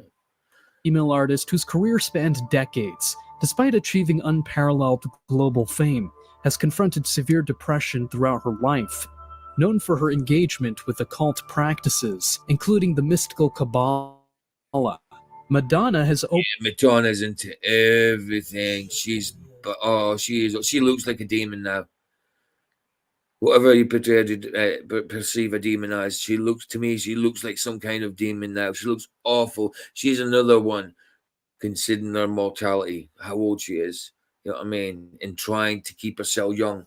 And in the process of trying to keep herself looking young, she looks demonic. She looks awful. Terrible. She used to be very pretty, I thought. Very pretty. But look at her now. Awful. Openly associated her use of crucifixes with sexual perversion, controversially. That's what I hated about Madonna, the way she always used the cross. She always used Jesus in her videos and stuff like that. I mean, when I was younger, I didn't care. I just thought her music was cool. The videos didn't bother me. It's just like they were dancing and all that. You didn't see it. You didn't realize it. But when you start seeing the truth, it's like, wow. You look back on it, it's like, whoa. That's terrible, you know, what they used to do. Right in front of your eyes, hidden in plain sight. Stating, crucifixes are sexy because there's a naked man in them. In January 2023, she sparked further controversy with an all-female Last Supper photo shoot for Vanity Fair's European Icon issue, casting herself as Jesus Christ. Despite the adoration of countless fans and the thrill of touring, Madonna has admitted to battling profound internal demons, confessing, "I'm a tormented person. I have a lot of demons inside of me." These confessions from some. Hey, Captain Caveman, how you doing, man? Good to see you. Caveman. Davey. How come you didn't tell me he was there? Okay, cool. You come at the end. I'm finishing in about 5 minutes, dude. But bless you for coming. Good to see you. Some of the world's most iconic figures underscore a common theme of deep-seated loneliness and the unfulfilled quest for happiness through fame and material success, revealing a stark contrast between public perception and private reality. Kurt Cobain, the iconic frontman of Nirvana, which is... Sorry, guys, I love Kurt Cobain. I love his music. I don't love him, obviously, because look how he went out. Well, he kind of did J wore dresses. He just was trying to be edgy. I don't think he wore it in a way like, "Oh, I'm a woman," you know what I mean, or trying to be demonic. But yeah, it's not good. It's not good, obviously. I don't know what he was into. I don't know if he really did do that to himself. I can't say the words and stuff like that. But I don't know if he really did say that. I don't like saying that. It sounds so cheesy to say unalive. I hate that. I know, but it's horrible to say that. I'll just try not to say, hey, Lev Kung Fu Shaolin. Everybody's coming in at the end. Well, if everybody just got up out their beds. I'm watching now. Sorry, dudes. I've been on 3 hours ish, near enough. So I'm not going much longer. Everybody coming in there, no danger. That's typical, isn't it? Typical. I know you've got 12 I've been watching. streaming 3 hours. I know, as I'm saying, I would be streaming 3 hours. Yeah, I like his music. Obviously, it's my kind It was of a music. big thing back in early 90s, wasn't it? Like, you know. Yeah, that's it. Tupac stole my bike. 5 more hours, you think? Tupac You stole have my no bike. chance from me. Not happening. Not happening. I've seen your name before, haven't I? Tupac stole a bike. Where have I seen it before? Is it definitely in Flaxes? Yeah. Hey, Lev. Yeah. Yeah, in Flaxes. Good to see you, man. Good to see you. Yeah, but yeah, I liked his music. I'm not saying I loved him, but I did back in the 90s. Obviously, I thought, yeah, he was brilliant. I ripped my jeans and everything. I still wear ripped jeans, but I don't look grungy. I don't look grungy. That's for sure. Yeah, I know you're around. I've seen you about, dude. I've seen you about. Bless you, man. Nice one for coming. Celebrated as the pinnacle of grunge music, harbored a deep fascination with Anton LaVey, the notorious founder of the Church of Satan and author of the Satanic Bible. Cobain's interest in LaVey was so intense that he attempted to involve him in Nirvana's groundbreaking album, Nevermind, proposing LaVey play the cello on the record. This obsession... Sorry, Michael, I was on mute. What? So it's pronouncing it Lavy. It sounds like a toilet. Yeah, I know. I was going to say something, but I realized I was on mute, so I couldn't, because I was listening to Vicky. She was saying something to me. Yeah, he does, and it's almost like it's AI doing it. You know what I mean? But I don't think it's AI. You just pronounced it wrongly. Just off to yeah, Lavy. I'm well, dude. I'm well. We're off to the Lavy, man. Right, I'll put it back on. offers a glimpse into the possible origins of Cobain's musical genius, characterized by his ability to craft irresistibly seductive melodies that seem to emerge from a place beyond his own understanding, as if he stumbled on melodies by means he himself didn't fully understand. Despite his monumental fame, Cobain grappled with profound emptiness, drug addiction, and chronic depression. His life came to a tragic end when he took his own life with a shotgun, a demise that hinted at a feeling of abandonment by the very demonic influences that once fueled his creativity. The author of Cobain's biography suggests that Cobain felt deserted by his muse, metaphorically stating his muse had flown south. In his side note, Cobain expressed a transformation into a miserable self-destructive See how death he rocket. did it? He beeped it out, and he's beat note. Just what we were talking about 2 seconds before. And articulated a growing disdain for humanity, wishing death upon nearly everyone, with very few exceptions. Cobain's mother, Wendy O'Connor, mournfully remarked that her son had gone and joined that stupid club, a reference to the infamous 27 Club, a group of influential musicians who all died at the age of 27. Yeah, 27 Club. There is a lot of them that died at age 27, whether it means something or not. And it's all musicians in general who died at the age 27. Kurt Cobain was one of them. You know what I mean? You've got even, what's her name? Oh, Amy Winehouse, yeah. How do you know I was thinking about her? Yeah, tons of them. I mean, they're there in front of you. There's tons of them. She's the only one on that. So I don't know if it means anything or not, but yeah, there's a lot of them died at that age. Including Brian Jones, Jimi Hendrix, Janis Joplin, and Morrison. This remark underscores the tragic pests whose lives unravel, often as a result of their dalliances with dark forces. Cobain's story is a stark reminder of the perilous consequences that can occupy the search for inspiration and success through engagement with the occult. Lady Gaga and Katy Perry, 2 of the most... Right, that's it. Sorry guys, I was going to stop after the Kurt Cobain one. Been on 3 hours and 4 minutes, so I'm going to stop it there. It was a morning coffee. I've had 3 coffees. I'm on my, just finished my 3rd coffee. So,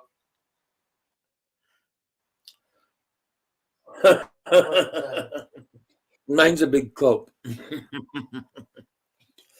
Oh, sorry, I'm chewing up CBD, sweetie. Wow. Sorry, guys. I was trying to sweet. You give me a CBD, sweetie. Right, bless you guys. Nice one for coming. Nice one for coming, Michael. Michael just jumped up as a surprise.